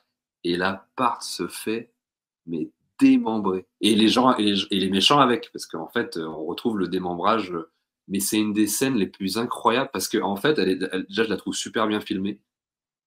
Il utilise bien les espaces comme ça réduits, les accessoires de cuisine, les machins, les mecs qui se prennent tel ou tel truc. En plus, il y a une espèce de mezzanine un peu c'est très bien chorégraphié. Enfin, c'est à la fois bien chorégraphié et bien mis en scène pour ce type de chorégraphie. Et moi, c'est un des plus beaux moments de cinéma d'action que j'ai vu de ma vie, cette scène de fin dans l'appartement là. Mais c'est du génie. Enfin, vraiment là, c'est génial, c'est vraiment génial. Richie s'en prend plein la gueule. Ouais. C'est presque une torture. Ouais, parce que Richie ne peut pas compétitionner contre Seagal. Donc, Seagal, mais il te le défonce. Il le massacre. Ce qui lui donne de l'énergie à Richie, c'est que en fait, c'est l'incarnation du mal, presque, Richie. Ouais. Un mec un peu complètement fou qui est... dire qu'il boit de la drogue, quoi. Il la prend même plus. Enfin, je veux dire, c'est quelqu'un, il est imbibé de drogue et de mal, quoi. C'est vraiment le personnage mal. Il tue des gens comme ça au hasard. Et en fait, ce qui lui donne de l'énergie, c'est le côté je me fous de crever, je je tuerai ta famille au maximum, ou je tuerai j'essaierai de te faire souffrir au maximum. Il y a vraiment le personnage de méchant, en fait, il est porté par son énergie de méchant. Et c'est pour ça qu'il arrive à tenir, en fait, face à Steven. Mais Steven le prend, le démembre, et c'est encore, et en fait, c'est mythique parce que t'as pas envie que ça s'arrête presque là. Il y a un truc un peu pervers presque dans Justice Sauvage, je trouve, là, où je reconnais la limite de mon goût pour ce type de truc, où ça me fait tellement kiffer qu'il le démembre, parce que c'est vraiment une ordure, le mec, quand même. Mais en même temps, des fois, il y a le côté un peu pervers. Tu fais, putain, mais j'ai envie que ça dure un tout petit peu plus longtemps. Et en plus, la scène dure. Et ça se termine grâce à un tire-bouchon, je crois, si ma mémoire est bonne. Exactement, planté comme ça dans la fifre. Mais moi, Justice Sauvage, il est dans la conversation du meilleur Seagal à chaque conversation que tu as à propos de ça. De tous les gens que je connaisse qui ont vu les films de Seagal, c'est toujours Justice Sauvage qui est dans la conversation, quoi. Ouais, moi, je pense que c'est mon préféré parce que Terrain Miné a une place particulière dans mon cœur. Mais pour ce type, franchement, pour moi, voilà, Justice Sauvage, voilà, il y a pratiquement pas un bout de gras pour moi. Il y a vraiment tout de A à Z, mais même jusqu'à la présentation même du début, quoi, où le mec est en filature et il doit choper un mec, et puis finalement, il voit une nana, une prostituée qui se fait démembrer la gueule par un Mac. Ouais. Il dérive de sa mission. Il dit non, mais je peux pas laisser faire ça et tout. Il va la massacrer et tout. Il va démonter le macro. Il le passe par-dessus la vitre de la bagnole. Et à travers la caméra, mais tu vois le gros Steven comme ça en contre-plongée, à travers les vitres de la bagnole cassée, la grosse musique comme ça gueule Steven Seagal avec la musique. Mais l'iconisation du truc dès le départ, elle est incroyable. Le personnage qui veut bourriner pour la justice, mais vraiment, en plus, le caractère, je me fous complètement d'être flic. Dès que je vois un truc injuste, il faut que j'agisse, en fait. Il y a vraiment ce truc, je me fous complètement de la mission, de la loi. D'ailleurs, dès le départ, un de ses premiers films, il dit la loi, je m'en fous. Ce qui m'intéresse, c'est la justice, en fait. Il y a vraiment un truc un peu comme ça. Et voilà, dès la première scène, moi, ça m'emporte. Et puis après, alors effectivement, tu as des moments un peu, des fois, tu te dis, putain, mais en fait, il marche, il va dans des pièces, il parle. Tu sais, il y a un côté quand même un peu sitcom, un peu par moment. Tu te dis, bon, là, ouais, est-ce que c'était nécessaire? À un moment donné, il rentre dans un appartement, je sais plus comment, avec une déco typique des années 80. Pour aller voir les parents de Richie. Ouais, il y a ça aussi, ouais. Il y a ça aussi. Ouais, c'est vrai. Mais des fois, il y a des trucs, tu te dis, en fait, le mec court, casse des bras, marche, mais en fait, il est toujours en action, mais par moments, il se pose un peu. Il y a des dialogues un peu, des trucs un peu. Ouais, quand il va voir les parents, moi, c'est quand même une scène bizarre. Il dit plus ou moins aux parents qu'il va tuer leur fils. Ouais, alors ça, c'est une scène que j'aime beaucoup, mais en même temps, c'est vrai qu'elle est très particulière. Cette scène où il vient voir les parents donc de Richie. Il faut savoir que voilà, le personnage de Steven, c'est un Italien du quartier, tout le monde se connaît, il connaît les parents de Richie, même il jouait avec Richie étant gamin, quoi, dans le bac à sable, quoi. Il jouait au basket, au machin, ils jouaient ensemble. Et là, il va voir les parents et il va leur dire, je vais tuer votre fils, parce que votre fils est une merde. Et là, c'est vrai que c'est particulier. Enfin, moi, c'est un truc que je pense, tu vois ça rarement dans les films, quoi. Ce niveau de confiance en soi. Ouais. Puis où tu dis, parce que il a raison, mais je veux dire, est-ce que c'était nécessaire d'aller voir les parents pour leur dire vraiment ça? Enfin, voilà. Et encore une fois, ça va trop loin. Il va traiter sa sœur à Richie de pute aussi. Il passe vraiment à travers. Il casse le nez du frère à Richie. Ouais, il lui pète le nez, effectivement. Effectivement, oui, c'est son frangin qui a le bar, d'ailleurs. Ouais. Il lui pète le nez, je sais pas comment. Il défonce la gueule, quoi. Bon, en même temps, moi, j'aime bien, hein, parce que je trouve que ça rentre vraiment dans le caractère du personnage, où je vais faire la justice et je vais tout broyer sur mon passage, et il faut que vous compreniez qu'il faut pas recommencer. Il y a vraiment le côté un peu de la justice sauvage, quoi. Je sais pas exactement à quoi correspond le titre. En anglais, c'est Out for Justice. Je dirais que Justice Sauvage est beaucoup plus approprié. Qu'est-ce que ça correspond à quoi, Out of Justice, si tu traduis? Out for Justice, ça veut dire je cherche la justice, on dirait. D'accord, ok, je sors pour aller, ok, d'accord. Ouais, je dors pour la justice, alors que Justice Sauvage est beaucoup plus approprié, quoi. Ouais, c'est un titre incroyable parce que c'est de la... c'est de la justice sauvage, quoi. C'est de la pure sauvagerie où il n'y a pas de limite et où des fois ça va beaucoup trop loin avec, comme tu l'as dit, la sœur, le frère. Enfin, il punit le mec et il punit la famille, tu vois. Il a l'air de dire, en fait, c'est aussi un peu de votre faute, quoi.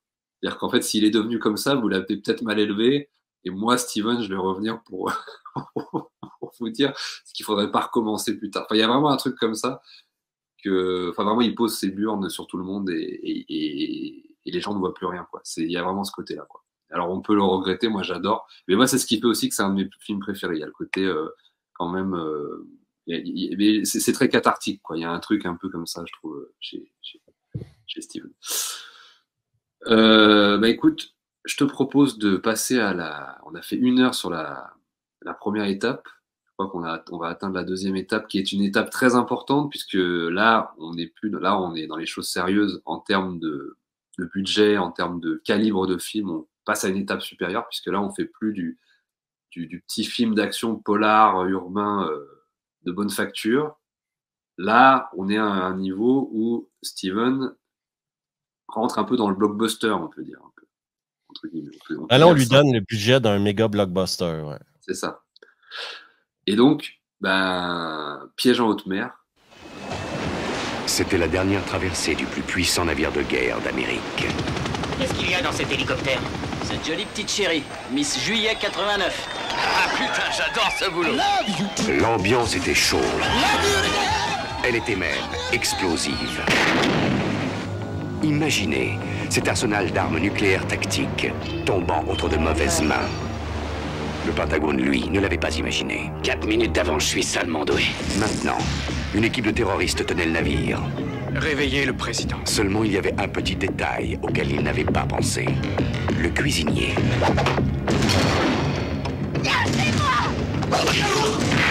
Vous êtes un type des forces spéciales ou un truc comme ça? Non, moi je suis le cuisinier. On est fichu, on n'a aucune chance. Ah! Ça, c'est pas le travail d'un cuisinier. Je veux que vous coordonniez vos efforts avec les nôtres. À vos ordres! Je vois que vous avez totalement désobéi à mes ordres. Affirmatif. Ryback est un ancien commando. Il est expert en arts martiaux, en explosifs. Écartez-vous! C'est un tireur d'élite et un tacticien. Je cuisine aussi. Le Nimitz vient de repérer 2 Tomahawks lancés par le Missouri. Dans quelle direction? Honolulu. Bon voyage. Steven Seagal. On se connaît, non? Tommy Lee Jones. Ça faisait longtemps. Rendez-vous en enfer, matelot!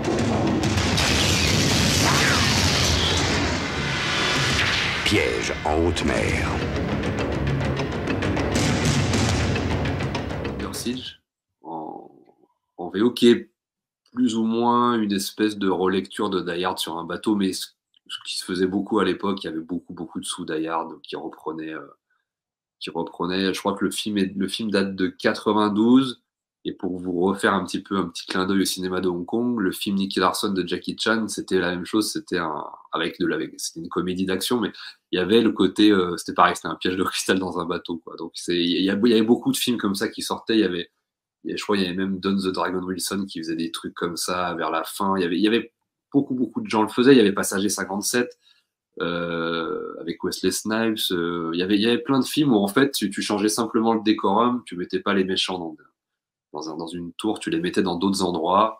Et t'avais un mec au milieu qui était là et qui avait rien demandé à personne et qui cassait du méchant, quoi. Mais c'était toujours un peu le même concept, jamais égalé, parce que Piège de cristal, bon, c'est Piège de cristal, mais ça a un petit peu drivé la narration des films d'action des années 90, on peut dire. Donc c'était pas très étonnant qu'il fasse ce type de film. Et donc là, Steven se retrouve au mauvais moment, au mauvais endroit. Mais c'est Steven. Donc là, on n'est pas dans le piège de cristal, c'est-à-dire qu'il ne combattra pas pieds nus, il ne se roulera pas par terre, non. En fait, Steven interprète un cuistot dans un bateau dans un cuirassé, ouais. Un cuirassé, exactement. Et il se trouve que c'est Steven, et que Steven n'est pas un simple cuistot. Effectivement, c'est un ancien de la DEA, de la CIA, de je ne sais d'où, quelle organisation. Il a tellement fait de trucs qu'il est secret défense, ok? Voilà, mais je crois c'était un ancien Marine, je crois, dans celui-là. Un ancien Navy Seals. Navy Seals, voilà, merci de la précision. Et il a plein de médailles, il a des médailles, il en a tellement que ça déborde de partout. Mais c'est top secret, donc il ne peut pas le dire. Voilà, c'est un cuistot. Mais voilà, ils ont encore attaqué le mauvais bateau. Voilà, il y avait Steven. Donc toujours c'est mathématique. Hein. Il fallait prévenir Tommy Lee Jones de ne pas le faire et Gary Busey aussi. Alors voilà, il y a une bête de casting. Gary Busey et Tommy Lee Jones en méchant incroyable. Moi, c'est un film. Alors, je sais que tu vas en parler parce que je sais que tu l'aimes beaucoup. Je vais te laisser vraiment en parler après, mais c'est moins l'identité de Steven pour moi. Moi, j'aime bien Steven soit quand il est chez les rednecks, soit quand il est dans le ghetto. C'est vrai que dès qu'il est un petit peu dans une espèce d'entre-deux, c'est un univers qui, pour moi, où je trouve que ça marche un peu moins pour moi, personnellement. Tu vois, je trouve que il est dans un film limite trop gros, quoi. Tu sais, il a un truc de blockbuster un peu trop gros. J'aime bien quand tu le ramènes un peu à une échelle plus humaine parce qu'il n'en est que plus, il ne peut que plus briller quand il est dans un truc un peu plus quotidien. Là, je trouve qu'ils le mettent sur un piédestal un peu trop gros pour Steven et ça l'efface un petit peu, je trouve, dans Piège en haute mer. Mais ça, je crois que c'est le film le plus. C'est vraiment le film qui l'a fait connaître en France. Parce que je crois que Steven en France à l'époque, c'était pas ça. Je crois qu'il a jamais fonctionné, contrairement à Van Damme, par exemple, qui a explosé. C'est vraiment la France qui l'a fait connaître. Mais Steven, c'était vraiment pas quelque chose qui marchait en France. Et je crois que Piège en haute mer l'a fait vraiment connaître du public français. C'est un film très important quand même pour lui. Et c'est un premier gros film. Donc vas-y, Steve, régale-toi sur Piège en haute mer. C'est tout le temps la question avec les films de Steven Seagal. Tu peux toujours te poser la question, quel est son meilleur film et quel est ton film préféré? C'est une réponse il y a souvent deux réponses différentes à ça. Moi, je pense que son meilleur film, le film le plus abouti, avec les meilleurs vilains, avec la meilleure histoire, avec la meilleure réalisation, avec la meilleure trame sonore, avec tout qui est fait pour être un blockbuster, c'est Piège en haute mer, selon moi, ou Cuirassé en péril pour les Québécois qui nous écoutent. Mais est-ce que c'est son meilleur? Est-ce que c'est un véritable film de Steven Seagal? Telle est l'éternelle question aussi.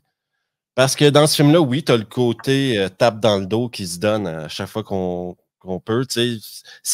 Il passe la moitié du film à côté d'une des plus belles femmes au monde de l'époque, Erika Eleniak, et c'est le seul mec du bateau qui ne veut pas la sauter, OK? Parce que là, il est occupé. Ouais, à la fin, il prendra un petit bisou, puis c'est tout pour montrer aux autres que à travers tous les mâles alpha qui est ici, c'est lui le mâle alpha ultime, OK? C'est ça. À la fin, elle va y fondre d'un bras parce que c'est Steven Seagal. Okay? Il lui sauve la vie, en tout cas. Et d'ailleurs, pour l'anecdote, les clubs vidéo aux États-Unis, ça a été dit que ça a été la cassette VHS. La scène où tu as Erika Eleniak qui fait son striptease était la scène où tu avais souvent des problèmes de VHS. Donc, les gens reculaient, avançaient. Et souvent, quand tu la louais, ton film commençait à la fin de cette scène-là. Ou quand tu la louais, cette scène-là était toute devenue brouillonne parce que les gens l'avaient regardé trop souvent. Ouais, c'était une autre époque, il n'y avait pas Pornhub, que voulez-vous? Oui, c'est vrai que les VHS s'usaient, ça n'avait rien à voir. Moi, j'ai connu les VHS aussi parce que je viens de la campagne, même si je suis plus jeune, mais effectivement, on avait et ça s'usait très très vite, les VHS, bien sûr. Ah, c'était pas un médium de très bonne qualité. Ouais. C'était pas. L'image était de la merde, le médium en tant que tel était fragile. Au cadrage, c'était particulier. Tout était recadré en 4:3. Il y avait une énorme. À l'époque, il y avait une énorme différence entre aller voir un film au cinéma et voir un film en VHS. Et plus les temps avançaient, moins il y a de différence entre regarder les deux. C'est peut-être pour ça qu'il y a moins de gens qui vont au cinéma. Mais bon, ça, c'est une question pour un autre jour. Mais sinon, la performance de Tommy Lee Jones élève le jeu de Seagal. Le fait qu'ils doivent faire face à Tommy Lee Jones et à Gary Busey dans ce film-là, deux très bons vilains, des acteurs reconnus pour leur jeu d'acteur, pas juste pour le fait d'être capable de casser des bras, ça élève le jeu de Steven Seagal, ou dans ce film-là, c'est celui où il a l'air le moins bêta, là, genre. Mais moi, j'aime ce film-là comme un film d'action, comme tu dis, comme un sous-genre, comme un sous-Piège de cristal. Je trouve que c'est le meilleur film dans lequel a joué Steven Seagal, mais je ne suis pas prêt à dire que c'est le meilleur Seagal. C'est... Je vois tout à fait ce que tu veux dire. C'est tout à fait ça. La précision voilà, est utile parce qu'effectivement, tu n'as pas forcément tous les ingrédients, mais objectivement, vu la qualité des acteurs, du budget, voilà, la musique, la trame, c'est vrai que voilà, moi, ça me fait moins rêver justement parce qu'il y a moins ce côté sale gosse, quoi. Tu vois, le côté qu'on a évoqué dans le ceux d'avant et qu'on évoquera plus tard, c'est-à-dire cette espèce d'ovni, tu vois, le truc. Là, c'est un peu plus sage, même s'il y a toujours des moments sigaliens quand même qui sont quand même ravissants, il y a des trucs sublimes, mais ce qui est intéressant aussi pour celui-là, je trouve, c'est sa seule vraiment franchise, sa grosse franchise, puisqu'il y en aura un deuxième, qui malheureusement marchera pas, mais il aurait pu en faire plein si ça avait marché. En tout cas, je crois que c'est sa seule franchise, je crois pas qu'il ait fait d'autres suites, il me semble pas. Il en a fait 2, et le deuxième, il l'a fait parce qu'il était obligé de le faire. Piège à grande vitesse, c'était... Ce qu'il avait négocié, c'est vous me donnez le pognon pour faire Terrain miné et je vous fais une suite ensuite de Piège en haute mer qui deviendra Piège à grande vitesse. D'accord, donc en fait, lui, il n'avait pas forcément l'idée de faire une franchise de ça. Ok, d'accord. C'est en échange de pouvoir avoir du pognon pour faire Terrain miné qu'il a accepté de tourner la suite de Piège en haute mer. Ce qui est logique, le mec n'a pas fait de suite. Bien sûr, tout à fait. Ok, c'est une question que je me posais, parce que voilà, le personnage de Kaiser Ryback, on va le retrouver 2 fois. Piège en haute mer, Piège à grande vitesse. Mais on abordera Piège à grande vitesse si tu veux après. Moi c'est un film que j'aime bien, mais je l'aborderai après. Je trouve qu'il y a une énorme différence de qualité entre... Tout à fait. Mais je le trouve quand même très rigolo, le deuxième. Moi, il me fait quand même... Il y a des moments, quand même, des passages qui me font quand même marrer. Mais en tout cas, voilà, entre ces deux-là, entre les deux Under Siege, il va faire 2 films très intéressants qu'on va aborder. Alors là, on va aborder Ta limite à toi. C'est-à-dire le moment où... Ouais, voilà, moi c'est ma limite, là, c'est vraiment... Après Terrain miné, c'est une autre carrière, selon moi. Donc on va aborder Terrain miné. Moi,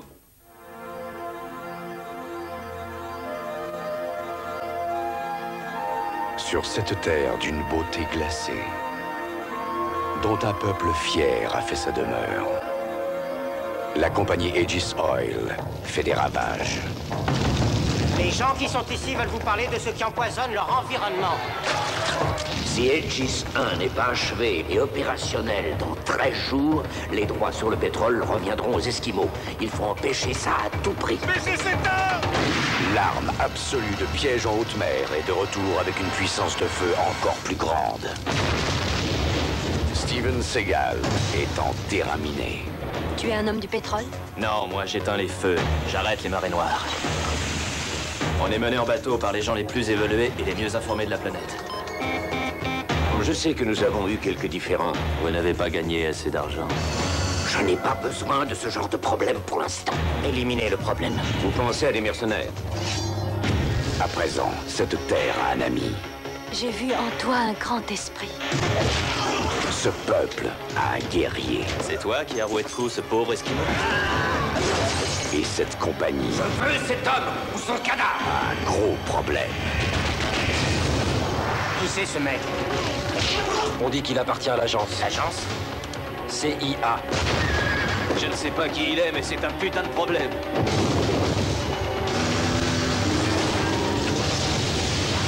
Steven Seagal. Je vais les déloger. Michael Caine. Maintenant, seul un miracle peut lui permettre de nous arrêter. C'est simple comme un coup de fil. Terrain miné. Pour moi, Terrain miné, c'est un chef-d'œuvre sigalien.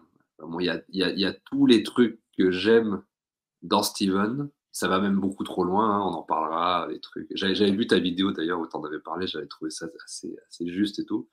Mais là, on est vraiment typiquement dans un autre... Alors, on reste dans le côté un peu blockbuster, un peu, je prends le large. En tout cas, je m'évade du côté urbain et resserré pour là, on est vraiment dans le film de le grand large ou les grands espaces. Et là, il y a vraiment une prétention à vouloir faire son Danse avec les loups, quoi. Il y a vraiment le Danse avec les loups du cinéma d'action, quoi. C'est un peu comme ça, je pense qu'il a pensé son truc. Il y a, c'est vrai, là, je vais parler vraiment des qualités propres et après de pourquoi je l'aime et de ce qui est irrécupérable, évidemment. On en parlera et je pense que tu en parleras mieux que moi de ce qui est récupérable. Mais déjà, on part sur de très bons trucs. Il y a un énorme budget. C'est Steven qui réalise. C'est très bien produit. Il y a des magnifiques espaces à filmer. Hein. Tous les espaces sauvages sont sublimes. Je crois que c'est un très bon mec, c'est un très bon chef opérateur qui les shoot et tout. Il y a une qualité comme ça formelle. Je crois que c'est Basile Polidoris qui fait la musique, il me semble. Si ma mémoire est exacte également, je pense. Voilà, c'est assez incroyable. Donc, vraiment, là, tu as tous les artifices pour faire alors à défaut d'un chef-d'œuvre, mais en tout cas un très grand film, donc un très grand film de grands espaces et tout. Mais c'est Steven. C'est Steven. Donc, il faut se rappeler qu'au milieu de ça, il y a Steven. Et c'est ça qui est particulier. C'est qu'en fait, c'est un mix entre Danse avec les loups, mais sans le côté profond de Danse avec les loups, parce qu'en fait, c'est le décor. D'un scénario comme c'est ça. Parce que moi, je suis un fan, j'adore Danse avec les loups. C'est un de mes films préférés. Quand j'étais gosse, mon père était fan de Kevin Costner, enfin bref. Donc, on pense immédiatement à Danse avec les loups, forcément. Mais ça, c'est au niveau du décorum et de ce que Steven veut essayer de nous transmettre. Mais il y a quand même le côté quand même sigalien complètement ovniesque à des moments dont on va parler voilà, où tu vas me rafraîchir la mémoire, parce que moi je suis un peu aveuglé par ce film, parce que pour moi c'est une perfection. Il y a de la grosse connerie dans ce film-là quand même. Ouais, enfin, la seconde dans le bar avec le mec où c'est carrément une séance d'humiliation pour l'autre, parce que le mec s'en est pris à un Amérindien. Là, tu as Steven Seagal qui s'en prend au mec, mais qui l'humilie, putain. Mais en fait, ce qui est très particulier, tu vois, avec ce type de film, et là, moi, je vais pas parler de politique forcément, de trucs comme ça. C'est pas moi, je m'en fous un peu de la politique. Mais c'est très particulier parce que c'est un personnage qui est très, très, très droitard dans l'état d'esprit, mais en même temps très protecteur des minorités, tu vois, et de l'écologie. Donc, tu vois, des trucs que tu peux peut-être plus porter sur le côté gauche du sphère, tu vois, et le mec est un peu entre... C'est très particulier, il n'y a pas beaucoup de gens qui sont comme ça, tu vois, qui sont un peu dans ce... Et cette scène du bar du début, tu retrouves encore le Steven, tu vois, justicier, qui te dit qu'il n'y a pas forcément de couleur, et te dit non, mais en fait, on n'humilie pas un Esquimau, parce que c'est un Esquimau, en fait. C'est-à-dire qu'en fait, tu peux être blanc, tu peux être du même bord que moi, de la même ethnie, du même truc. En fait, tu ne peux pas humilier un Esquimau. En plus, il bosse pour une compagnie pétrolière, donc il a vraiment fait le mauvais choix. Il bosse pour les mauvaises personnes qui polluent le truc. Donc, ouais, il y a un paradoxe. Oui, il y a un paradoxe intéressant, tu vois. Il y a un truc un peu que c'est pareil. C'est pour ça que je traite aussi ce film d'OVNI, parce que tu te dis, mais en fait, putain, c'est un film d'écologiste bobo ou c'est un truc de droitard fini. Et là, tu te dis, mais non, mais en fait, c'est Steven, quoi. Il est les deux en même temps. Et c'est assez fascinant, en fait. Le truc t'emporte dans un machin, mais tu te dis, mais qui fait ça, en fait? Personne ne fait ça. Donc, c'est très particulier. Cette scène de bar, effectivement, où il humilie le mec, où c'est mérité, mais en même temps, il l'humilie complètement. Donc, en fait, au bout d'un moment, t'as envie de dire, mais en fait, laisse-le tranquille. Là, tu lui as explosé le nez 10 fois. Tu lui as dit, je sais pas ce qu'il lui dit comme phrase. Il lui dit une phrase absolument sublime. Il lui fait, comment on fait pour changer la nature d'un homme? Et là, le gars lui fait, il me faut un peu de temps pour changer et tout. Et là, t'as Steven qui fait un regard approbatif comme ça, avec des yeux. Et voilà, et il y a des trucs comme ça, alors que et là il est déguisé, il a une veste d'Amérindien comme ça, très... Parce qu'en fait, il est pote avec les Esquimaux, il est pote avec le peuple de la région. Ça va plus loin que ça, c'est eux qui vont le sauver à un moment donné. Exactement. Ils vont lui faire découvrir la chamanerie.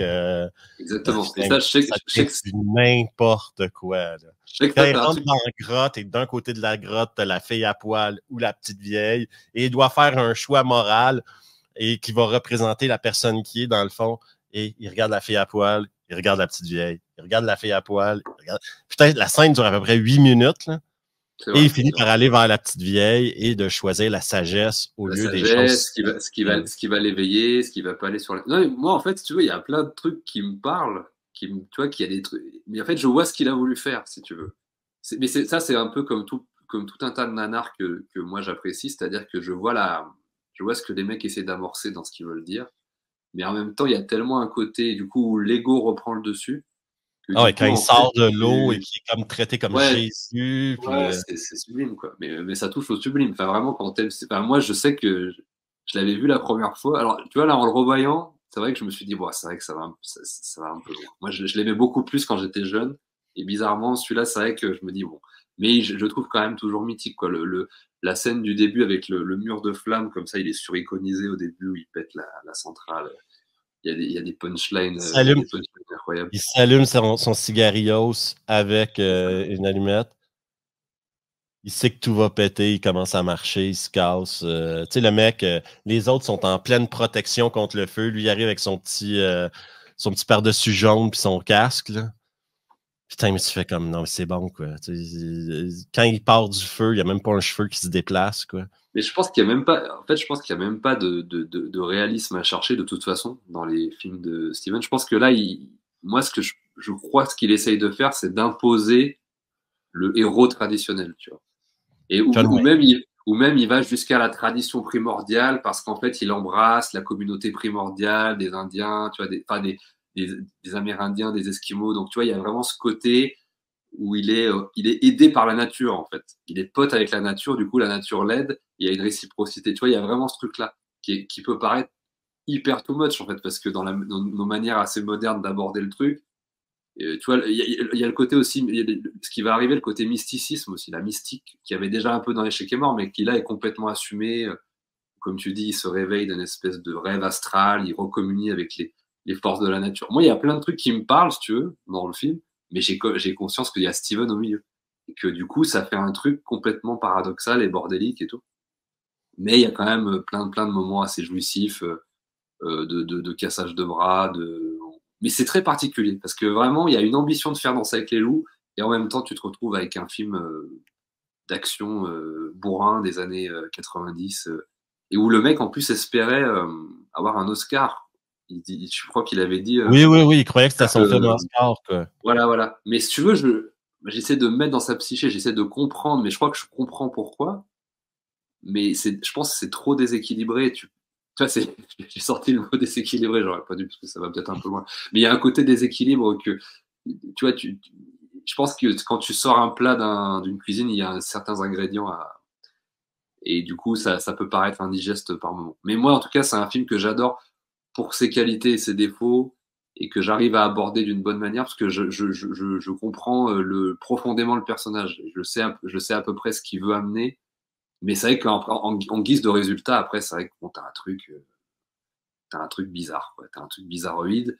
T'as encore un personnage assez marquant au niveau du méchant. Hein. Je crois que c'est Michael Caine, je crois. Oui, qui lui, s'en fout tout le long du film de jouer dans ce film-là. Ouais, c'est vrai. Il l'a même avoué, là, il a fait ça pour le pognon à l'époque. Michael Caine en a fait quelques-uns pour le pognon. Hein. Bien sûr.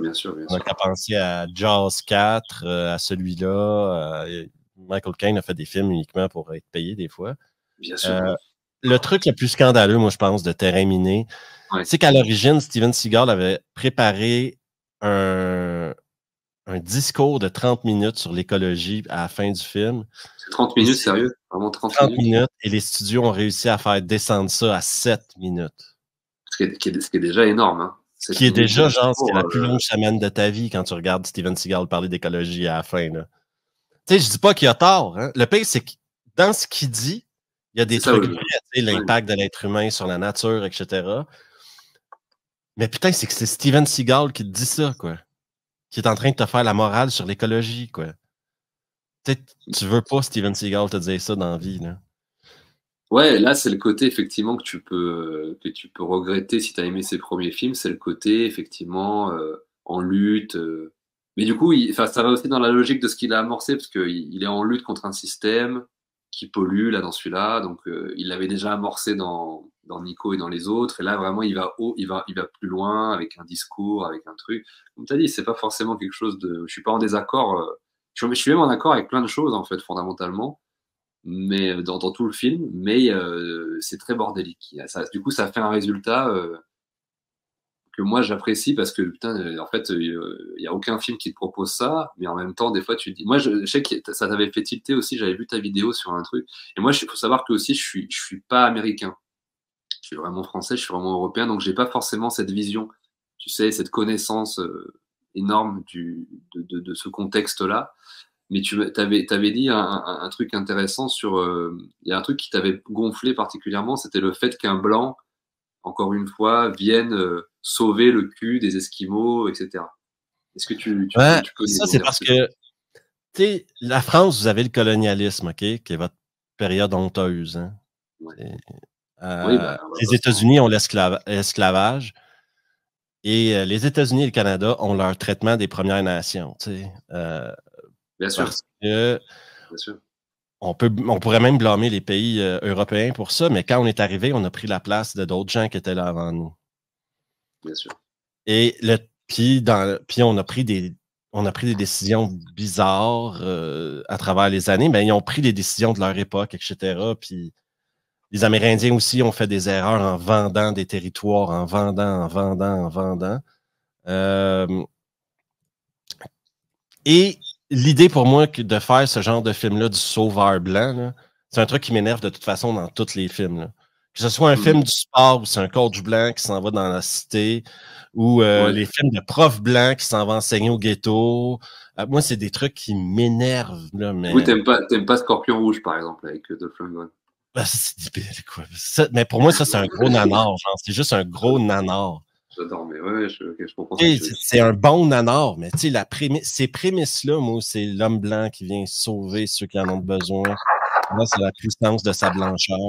En même temps, il y a aussi le côté, peut-être aussi, alors, encore une fois, hein, je suis pas américain, mais le côté, tu sais, un peu la rédemption, tu vois, le côté, tu veux quand même, tu vois, à travers le cinéma, réparer des trucs, tu vois, il y a peut-être un truc un peu inconscient aussi, je sais pas, dans certaines approches, mais qui peuvent être, tu vois, qui échouent finalement, hein, parce que c'est mal foutu, mais je veux dire, il y a peut-être cette envie-là aussi. Après, tu sais, moi, je pense que Steven Seagal est véritablement amoureux de ce genre de culture-là. Ouais. On voit comment il traite la culture asiatique aussi, là. Ouais, très bien. À travers ses films, tu sais, il se gêne pas pour se l'approprier, là. Le mec, il s'est baladé en kimono pendant 40 ans, là. Ouais, c'est vrai qu'il y a ce côté, cette mystique asiatique très présente, effectivement. Donc, tu sais, c'est pas une surprise que Steven Seagal essaye de s'approprier la culture un peu amérindienne. Mais là où c'est con, c'est que, tu sais, il se fait passer à cause de la manière que c'est filmé, un peu comme leur Jésus. Oui. C'est là où tu fais comme, attends, t'étais-tu obligé d'aller jusqu'à là, à essayer de nous faire croire que t'es le nouveau Jésus des Amérindiens, que toi, tu es là pour les sauver. C'est limite, là. C'est vachement limite. Ouais, mais je comprends qu'il y ait des gens qui aiment ce film-là parce qu'au niveau de l'action, c'est rythmé.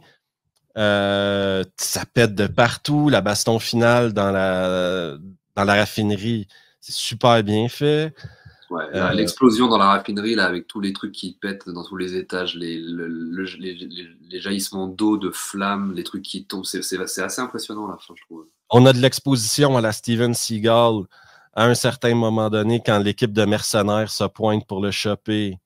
Ça aussi, c'est une équipe de mercenaires qui sort de n'importe où, sortie avec menée par Lee Emery, que tout le monde se souvient de Full Metal Jacket, qui jouait le sergent de Full Metal Jacket. Et tu as des scènes, ce mec-là, putain, il est tellement...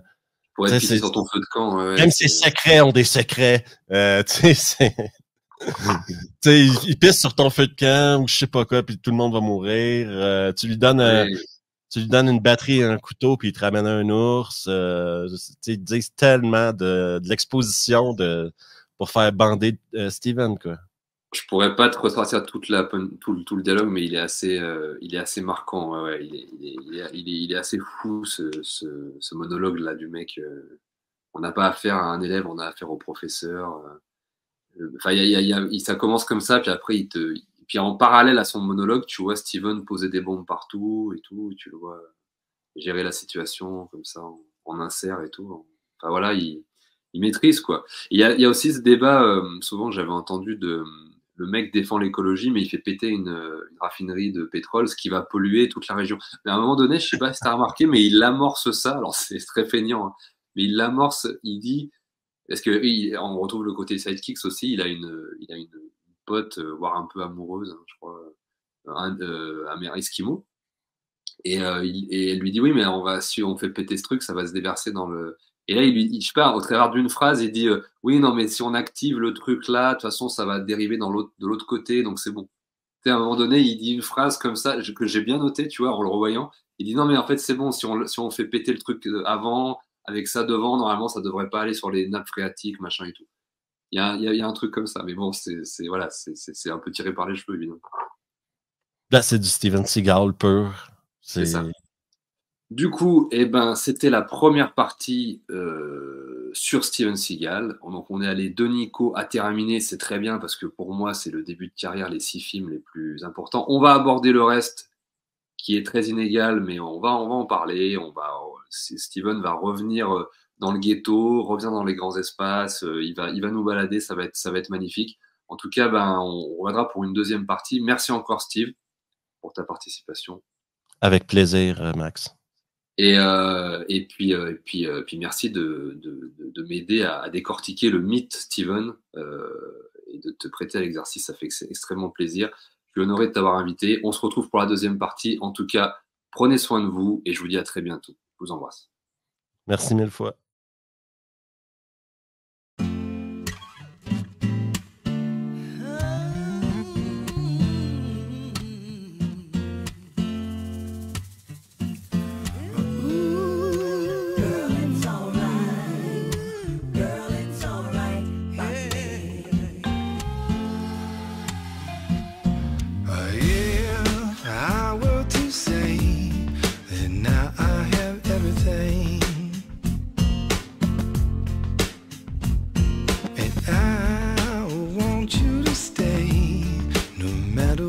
Tomorrow brings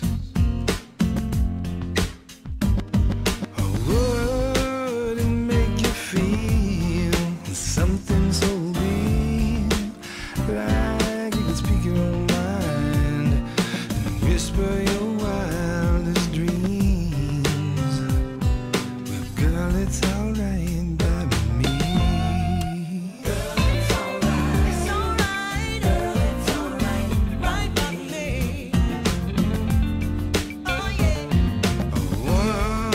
There was a king who lived in a foreign land. Had riches and gold, the envy of every man. But he somehow missed out on what I have now. 'Cause if a dream in this world all that I'll ever need, well, girl, it's alright by me. Girl, it's alright by me.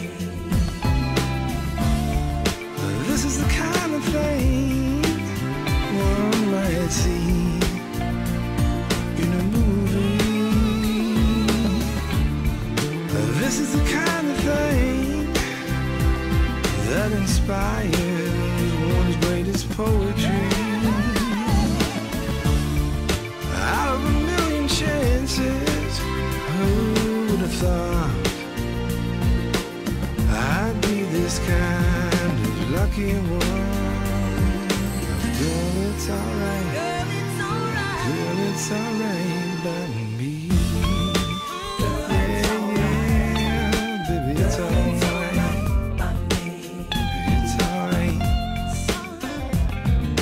Girl, if I should die and have to go away, I know I'll be back to see you another day. 'Cause this love that we have is one that will last.